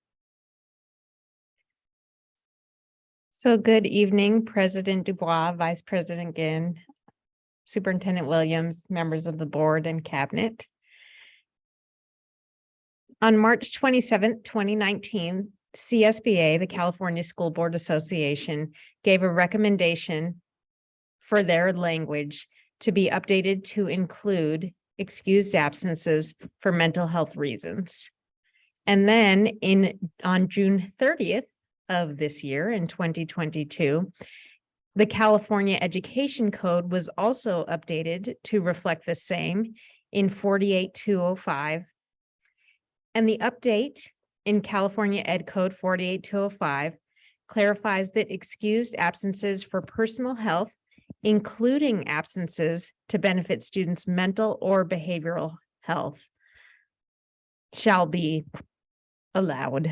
And as such, we have now updated our policy 5113, absences and excuses, in the administrative regulation to reflect the language. And you will see in the red line copy that's attached to the board minutes. In personal illness, or the board document, sorry, in personal illness, number 1, it's including absence for the benefit of the student's mental or behavioral health. And in this language, it references Education Code 48205. You'll also notice as you read down the red line policy that shows the additions from CSBA. It also mentions a number 11 has been added for participation in cultural ceremony or event, which relates to habits, practices, beliefs, and traditions of a certain group of people, also connected to Education 48205. And then there's an addition to the language about work for students. Work for a student who holds a work permit authorizing work in the entertainment or allied industries for a period of not more than 5 consecutive days. For this purpose, student absences shall be excused for a maximum of 5 days. Those are the 3 biggest changes to the administration regulation as proposed by the California School Board Administration and in line with Education Code 48205 when it comes to mental health, behavioral absences, cultural absences, and work absences. There are no updates to the board policy at this time. However, in a future board meeting, an upcoming, probably soon board meeting, Bonnie Hansen, Associate Superintendent of Ed Services, is going to be bringing forward board policy 5113 to talk about another related attendance policy that we're looking at. So you are going to see the board attendance policy in a few short meetings. However, I wanted to share the administrative regulation tonight to reflect the changes for mental health in the AR. Shanice? Thank you for this. I have a question though around the mental health piece. What does documentation look like in order to take quote unquote a mental health day? So it is a good question. And the way that it reads in Ed Code 48205, it says, and this is all it reads, due to the pupil's illness, including an absence for the benefit of the pupil's mental or behavioral health. The state board shall update its illness verification regulations as necessary to account for including a pupil's absence for the benefit of the pupil's mental or behavioral health within the scope of this paragraph. And that's the guidance that it provides. So it is somewhat vague. The administration regulations don't, it wouldn't get into the weeds like that. It's really going to be, as with any attendance and absence and calling in and speaking to someone, it's in conversation with the school attendance clerk, with the administration, to talk about what the attendance issues are or what the attendance reason is and make a determination. So is that where a policy bulletin would come into place to say how to put that in practice? I guess my concern is interpretation of what that is, lack of interpretation, minimizing what kids go through, or some students taking advantage of it. Like I could see it both ways. So just wondering what that looks like, policy in action. Right.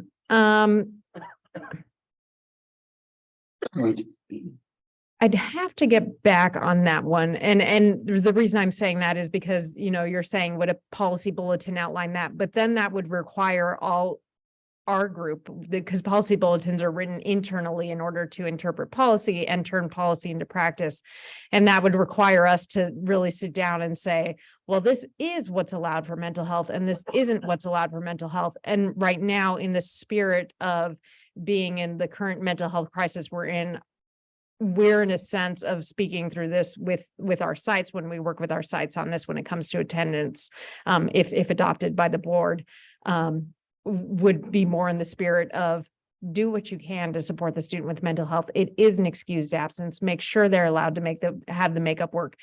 And if there is an exception, or if you're feeling like you need to have a broader meeting about this, let's do that. I'm thinking that if we define it all up front, it's more problematic than if we say we need to give students the mental health benefit of the doubt on all of these excused absences. And if we're bumping up against something, let's put an SST together. So that's kind of what my question, my concern is is I don't want to totally define it because I want to give us flexibility, but then I don't want it to be a free fall because I don't want it to come up at the end of the year as a uniform complaint, like my child was out 50 days this year or 20 days this year. And, then it starts creating other logistical issues and financial issues for our district as well.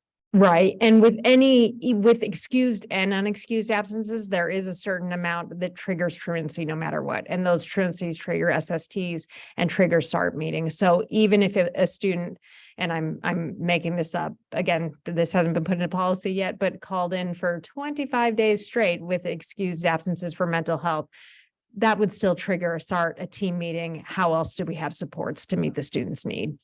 That's helpful. Thank you. Thank you. We have a couple community comments. Heather Hopkins.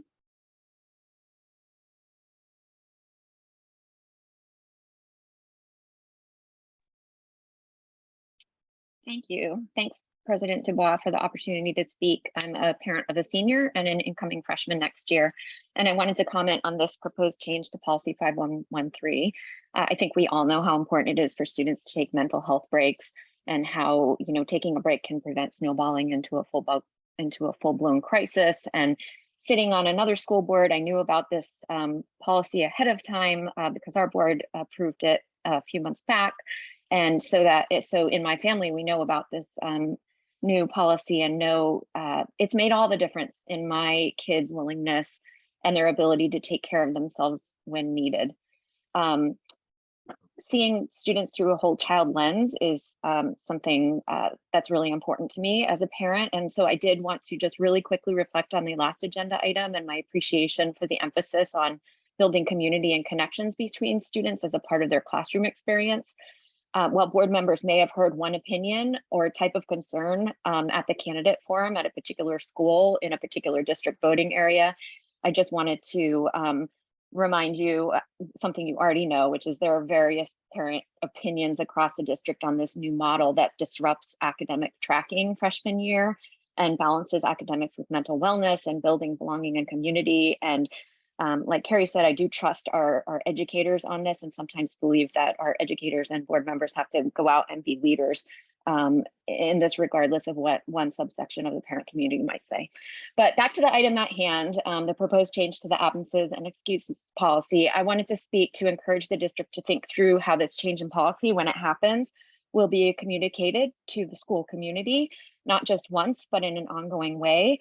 Will the mental health be reflected on the yellow slips students fill out when they're heading off campus during a school day? Will the inclusion of mental health as an excused absence be included in required freshman programming? How else can we ensure that everyone knows this is an option?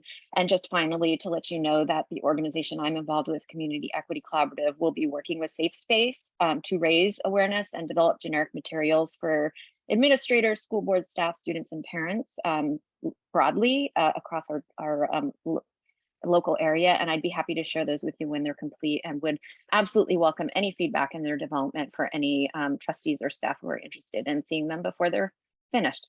Thanks so much. Thank you so much, Heather. Abby Corman.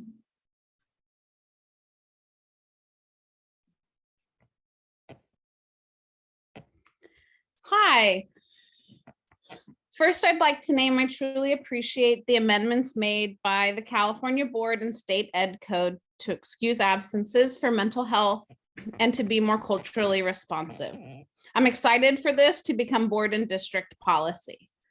This policy, and actually much of our discussion tonight at this board meeting, has me wondering about community input and impact on the days we take off in the school year and how those are communicated.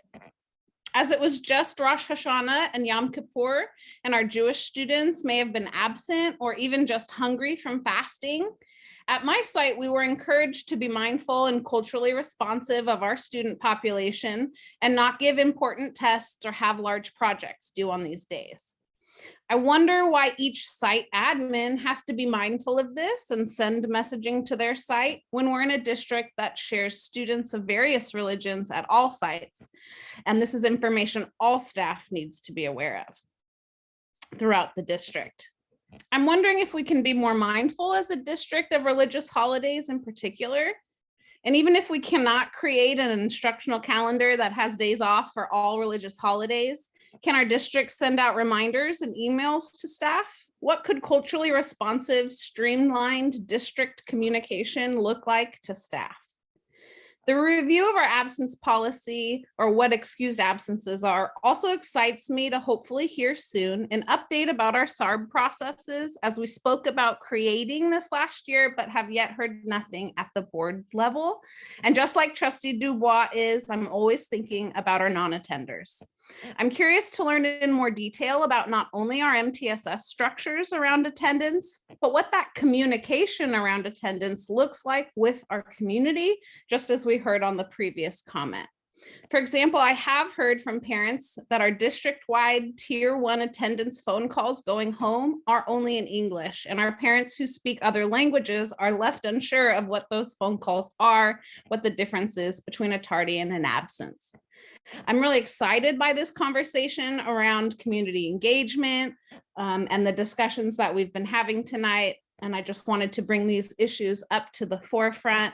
I thank everyone for their work in this matter. Thank you. Thank you so much. Other board members? Alan?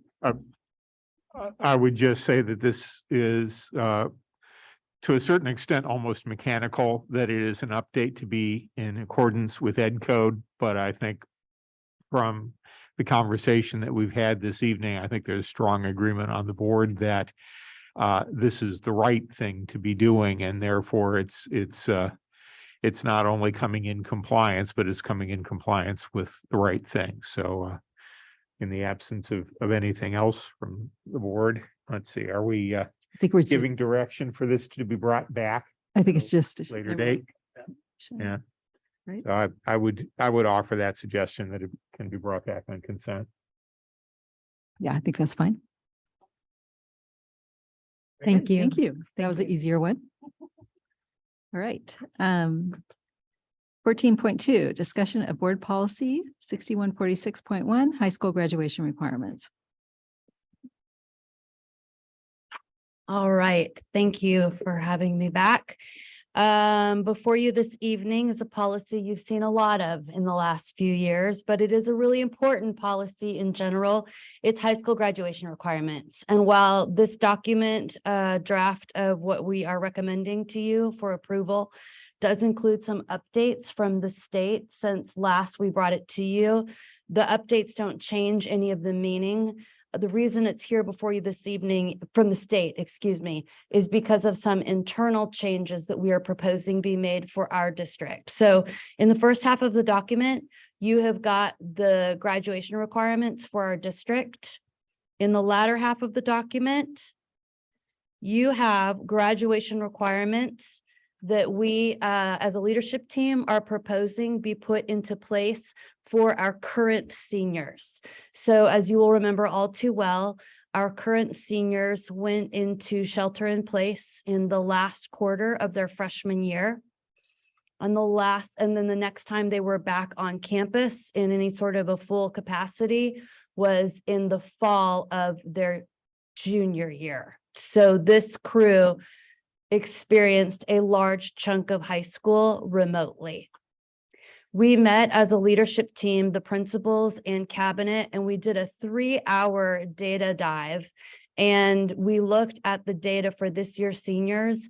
We looked at who has how many units. We looked at how that compared to the last 2 years of seniors who were also students during the pandemic. And then we put forward several different drafts of possible board language around what we might do for this year's seniors.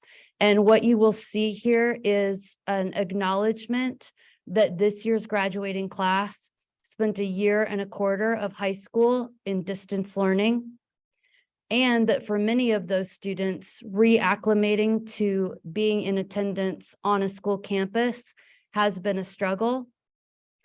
But unlike the last 2 graduating classes where we let students graduate with the California graduation requirements of 130 units, this class is required to pass 50 additional units of credit, because when we looked at the numbers of students and the cutoffs, most of our students are already at that 130.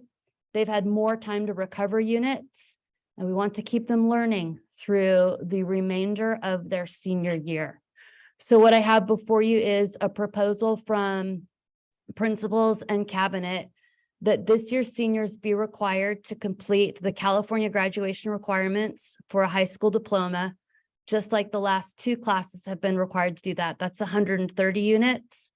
And then we made another change. We also included that this year's seniors need to pass their senior English class. So this is a little tricky. They still, based on the California graduation requirements, only need 30 units of English, as opposed to our district's usual pre-pandemic 40 units of English. But 10 of those units have to be from their senior year of English, because that is a course that is not included in the California graduation requirements, where we don't want to see students drop off. We all think that communication skills and getting as much in our students as possible around deeper levels of understanding and communicating is key. So that was why we put that caveat in there. So it's the 130 graduation requirements. And as part of that 130, 10 of those have to be senior year English, and then 50 additional units in any other classes. So in the second half of the document, you'll see where those edits impact classes that students are going to take. The California graduation requirements for math and science are the same as our district requirements, so there's no impact there. There is a 10-unit impact in English requirement, but again, they have to do senior year. There is an impact in social studies because our district requirements are above UC A through G and the state graduation requirements. And then there's some impact in electives that students need to take. So I bring this before you for your consideration. We felt, frankly, it wasn't my recommendation at the beginning of the meeting, but that's why many brains are better than one. And we did have a really, really rich discussion around site and district data. And by the end of the meeting, behold, wonders never cease. We had complete consensus on this recommendation to you. Kristen. Two questions for you. One is, let's see, so the reduced requirements are still consistent with the state's requirements, which you also gave to it. Yes. You don't, however, spell out physical education requirements. Physical education is a California graduation requirement. But it looks to me in the 2022-23 requirement, it looks like you explicitly, looks like a full list of requirements. And I don't think it includes. It does, number 6. It's the reason you're not seeing is it's because it's black font, because nothing's changed with that class. Oh, Oh. Why? I have no idea about that. So let me, the more substantive question would be, what about juniors? We will talk about juniors next year. You want to defer that decision? Yeah, and the reason we want to defer that decision is because we want to be able to look at the data in the fall of their senior year and see how many kids are impacted still by the COVID experience. And there was a much smaller group of students behind substantially in units with this year's graduating class than there were with the last 2 years graduating classes. I suspect that may be even more so the case with next year's graduating class, but we don't know that yet. So we'd like to make it a year at a time. You're not concerned you're leaving a group in limbo that they might worry about it? Because you presented conceivably, they have, a junior has 2 scenarios of how they might graduate. Which has been true for every class during COVID. We've approved this 1 year at a time for the senior class. Alan? I think I would follow that up. It seems to me that what we've been trying to do and what I think we're continuing to try to do is to encourage our student population to continue their education under the assumption that they are striving toward the 220 unit graduation, and that we are then on a year-by-year basis, looking at the status of the senior class and say, all right, is there some kind of reduction in requirement that would be appropriate to, and to me, the guidance that I think we've been looking at is we want to manage and limit the stress, but not limit the educational opportunity. Right. So for instance, if I hear what you're saying, Chris, I really do. I mean, Trustee Thompson, if we had made this decision last year, this year seniors would have been graduating under the 130 units. And we would have had a whole bunch of seniors who might not feel very motivated right now because a bunch more of them had reached that. I know for myself, I'm experiencing a level of senioritis that is different from any I've ever imagined previously. Okay, any other questions? Yep. I'll say I'm sort of torn a little bit in general because we want our students who graduate to have achieved a level, and historically there's been a graduation requirement, and that's a level that the board's always thought should be achieved. And I understand that during the pandemic, we lowered it substantially, and now we're lowering it again. So I sort of wrestle with, we want a diploma from here to mean something, and then by changing it, we're changing what it means. And I kind of wrestle with that. Absolutely. I'm curious.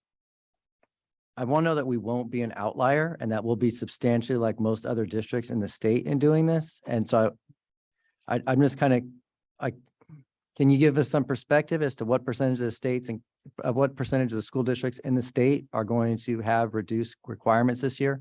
I think that's a great question, and I have absolutely no idea.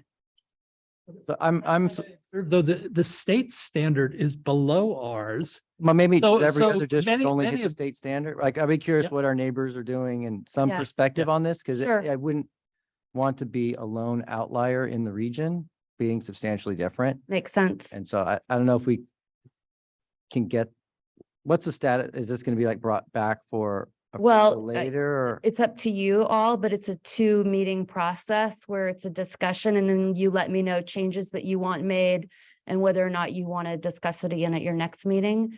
I can certainly get that. I guess I'm curious if my colleagues care what about that. I think my sense coming out of that might very well be that it would be good to be able to get some perspective from at least neighboring districts, Okay. nearby districts. And if we bring it back, not on consent, but as an action item for a second reading with that as a part of a presentation to allow us to make the final go-ahead decision. I think that's- great. I concur. I like that as well. I have a hunch that you'll see many districts are meeting the state standard, which is what is proposed for our reduced standard. And yeah, well. Yes, people one that way will to know. Yeah. I think our former credits that we had, the 220, is very similar to Palo Alto's Los San Mateo Unified School District. The question is, did they make any adaptations to those who may be struggling because of the pandemic? Right, and they did the last 2 years. Last year, it was done by everyone by state mandate, but both the districts that you named also did that in the first year. But I think the question on the table, and I don't know the answer to it, is what are they doing for this year's seniors? So I do think that's the difference. I do think we increased the credits this year. We did.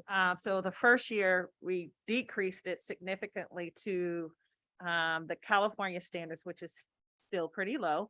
But we want to raise that. So we raise it to the 180 because this class is different. So there's some little personalization that came and responsive to that, which is what I hear you saying, like wait for another year because that class may be even different. Right. Because you're putting all these interventions in place and supports and opportunities, they may not need the same response. But I do agree with Trustee Jen around like, hold up, we don't want to keep doing this because we still want our students to be at that 220.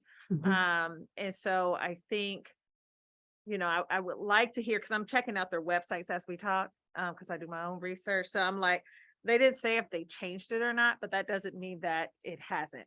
Yes, I will reach out to the MEs in the districts around us and find out what they are doing. There's no one like you. Is that good or bad? And we just might be the leaders in the consideration for our students who are coming out of the COVID, as you put it, experience. and that's okay too.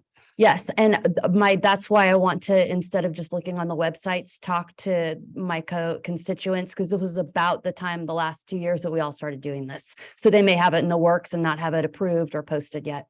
I just saw San Mateo Unified School District, and theirs is a completion of 170 credits in required courses, 40 additional credits for elective coursework, making a total of 220, but they just need a minimum of 170. That's what the site said. I'll check with Brian and Julie. Sure.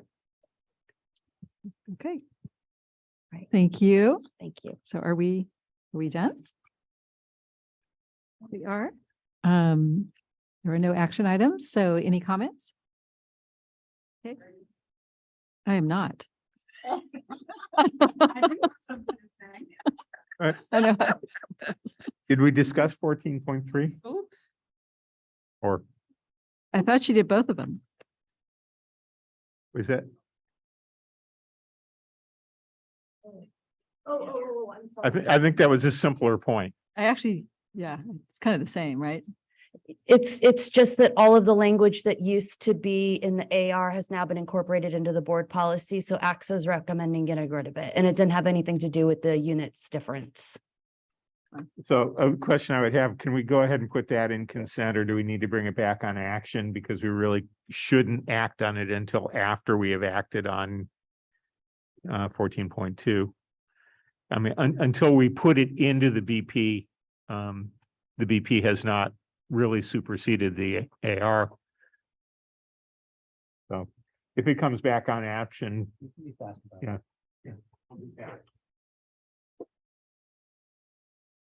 Okay. Chinese. Okay. I have a couple of things to chat. I went up to Woodside and participated in their career day at 9 o'clock to 9:45 right before the shutdown, and was able to get You were back right to my there. school site. You were right there during Yeah, it was really nice. And then right after I left and got off campus, Really nice. That's the it word. was shut down. So my time from 9 to 9:45 was absolutely wonderful. The students were very alert and asking questions. Some were very tired, as they told me, but I appreciated being able to speak at their career day. I wanted to bring something up and see if I could get some direction from our board, or to figure out to have a discussion around it. But housing keeps coming up as a potential need for our community. It's not in response to any of some of the election things coming up, but just wanted to kind of make it aware. And it's just part of my heart, because I'm on the housing committee by myself that no one has met yet, as part of our board. So I need some direction about what is our interest around housing. I'm getting stuff like the Housing Leadership Day that the Housing Leadership Council is doing. Superintendent Gina Sudaria is their speaker from Ravenswood. So just trying to figure out what we're trying to do with that. Would love someone from our board to go to that. I'm not here that day. CSBA has like an education workforce housing workshop series that we could go to as a team, or one or two of us, or me and someone else on the team could go on cabinet. So there's just some questions around that, of what is our stance around housing? Is that can we have that as a discussion? Can we have it as a Well, study session, one something? possibility is when the new board is seated, when we go through like, well, first of all, interest levels and who's going to attend what, would that work?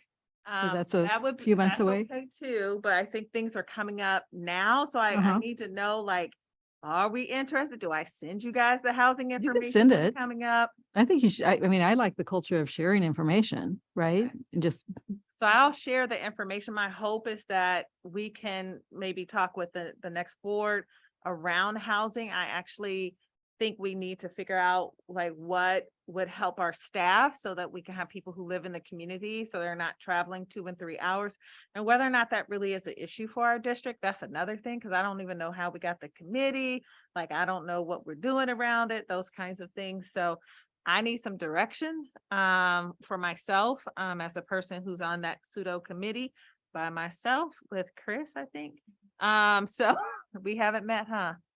I don't think we've met. We've talked a little bit. So So I wanted to speak to that. The other piece is really thinking about I don't know where figure out what our advocacy is around special education or things that are really impacting us as a group. And I love to figure out kind of what the framing for that would be. I just have some concerns around the cost of special education, some of the effort. I mean, special education is complex when itself. I'm looking at Ms. Hanson, but just like, where is it that we're going to start advocating and supporting our community, considering we have several feeder districts or partner districts, and what does that look like, and how can we tighten up around some of the areas that would be important? But where do we really need to advocate as a board around some of those needs? Thank you. Anybody else? So I have something that I guess I need at least one other person or two. I'm interested in learning about the history of and the rules that govern the site councils and the shared decision-making groups. There have been a number of questions specific from one of our school sites. Possibly it goes back to a board meeting from 1995, the minutes of which have been circulating, having to do with the shared decision-making council, and that those rules may still be governing today. Ed code may have changed once or twice in the time since then. And so I have an interest in just, well, really answering the community's question, which is, what are the rules that govern today? Are we following them? And then what are the practices, the public sharing? Like, I think maybe the information of these groups is supposed to be public, just like our meetings, and our information is public. Is that level of public availability happening as it's just, what are the rules? Are they being followed our sites? And it could be a presentation to the board. It could be something that is shared, but I want to also be shared with the current members of the shared decision-making and I site actually think that would councils. be interesting as a So board. yeah, if other item, people and we can want to have it narrow as a board presentation, that's I'm fine, but interested. Anybody else interested? But I don't Anybody think we else? need to limit it to that. I mean, there are other boards, and I will say, as a person coming from a different district, it was very clear to me how to get involved in site decision-making, as it's a federal mandate for us to have. But it's called something different at different schools, like this one's site decision-making versus site council. And so I think it would be nice to hear about it, but I also know that there's like DLAC and there's other places where people also make decisions as well. So are you interested? Yeah. So that's 3. So, yeah, I would agree. And I think the way to characterize it is maybe an overview of the different community engagement groups at all of our sites. And what are the consistent kind of structures and guidance for those. Yeah, but I'll say specific to the site and shared decision-making council, there's questions as to whether we're currently following the rules. So it's real specific, like, what are the rules? Are we still being governed by 1995 board minutes? Or is there some other thing since then that's governing how our district is running these groups? So I'm interested to just understand. Do you know, but I still want to put DLAC and some other things. I'm fine if other things are in it too. I'm just, Because I don't think it's just community engagement, but how do those individuals get on those committees to be able to make those decisions? and the numbers, like the ratio of parents and teachers and those all those things. So I'm going to follow a little bit of my usual. I want to comment about a couple of the activities I've been involved in and seen at the schools, and a kind of a common theme I took away from them. And the 2 things I want to talk about is that I attended one of the football games at Carlmont a couple of weeks ago, and the stands were utterly packed. We found ourselves sitting in the middle of the Screaming Scots, which is quite an energetic experience. But the reason the stands were so incredibly packed was that there was a special non-football activity that was part of the game. cheerleaders from beginning elementary through middle school were part of the cheerleading squad that night. So in addition to a very large group of Carmont cheerleaders, there was probably 2 or 3 times their number of elementary and middle school cheerleaders. And so their families came and engaged in high school life for Friday Night Lights. But the thing that I most really noticed about it was that it was the greatest shining hour for the cheerleaders, because they were not just involved in leading their cheers and doing their gymnastics. They were teaching and supporting and celebrating the younger cheerleaders throughout the entire night. And the value to them and to the community in paying it forward was just immense. And it kept that entire crowd, from my perspective, more engaged on the cheerleading on the sideline than on the game on the field for the entire night. The second related thing that I want to talk about is that this week is the start of the music mentoring program at Carmont again for this year. And this year we have over 50 Carmont volunteer students so far, working with over 80 elementary students so far, meeting 3 afternoons a week over Zoom to give lessons to the new students learning the same instruments as the mentors. And what it has in common is that it's a pay it forward opportunity, that these high school students are giving the younger kids not only just pure lessons in music and more time playing their instrument with guidance, but also the model of a big buddy, a big brother, big sister, that can be a real role model for them. They're not looking at, the old guy music teacher that they've got in the classroom. They're looking at somebody that they can emulate and be like in just a few years. And this year, as every year, a substantial number of the mentors are 9th graders who've told me, I've been waiting since I was in 4th and 5th grade for my opportunity to go back and give it forward to the next generation. And to me, both of these things really reflect in part on the English class we were hearing about tonight, because part of a truly heterogeneous learning environment is the opportunity for the traditional highest achievers coming into the classroom to be acting as mentors and supporters to the traditionally lowest achieving students in there. And not only does it bring forward and uplift the students who are getting a greater opportunity, but as we all know, teaching is one of the strongest ways to cement learning. Those cheerleaders came out of that night better cheerleaders. The Carmont music mentors come out of their experience better musicians. The strongest high achieving students going into that English class are going to come out stronger English students because of the opportunity.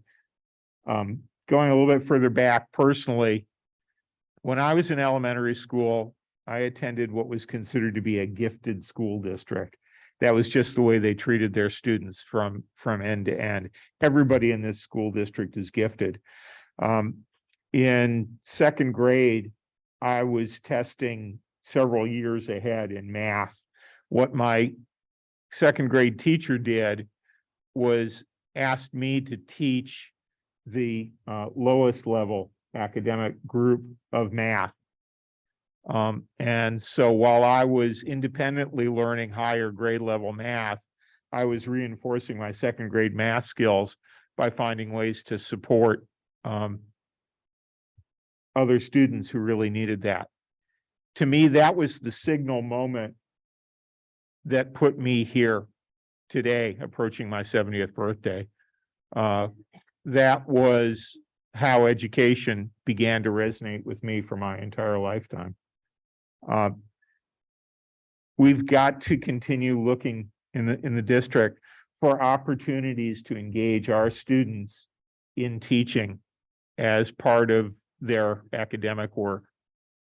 It's great for our partner school districts, our students of the future, and it's great for our students of the present. Anybody else? All right. So kind of a motion to adjourn? So moved. And a Second. Okay, all in favor? And we are adjourned. Thank you all.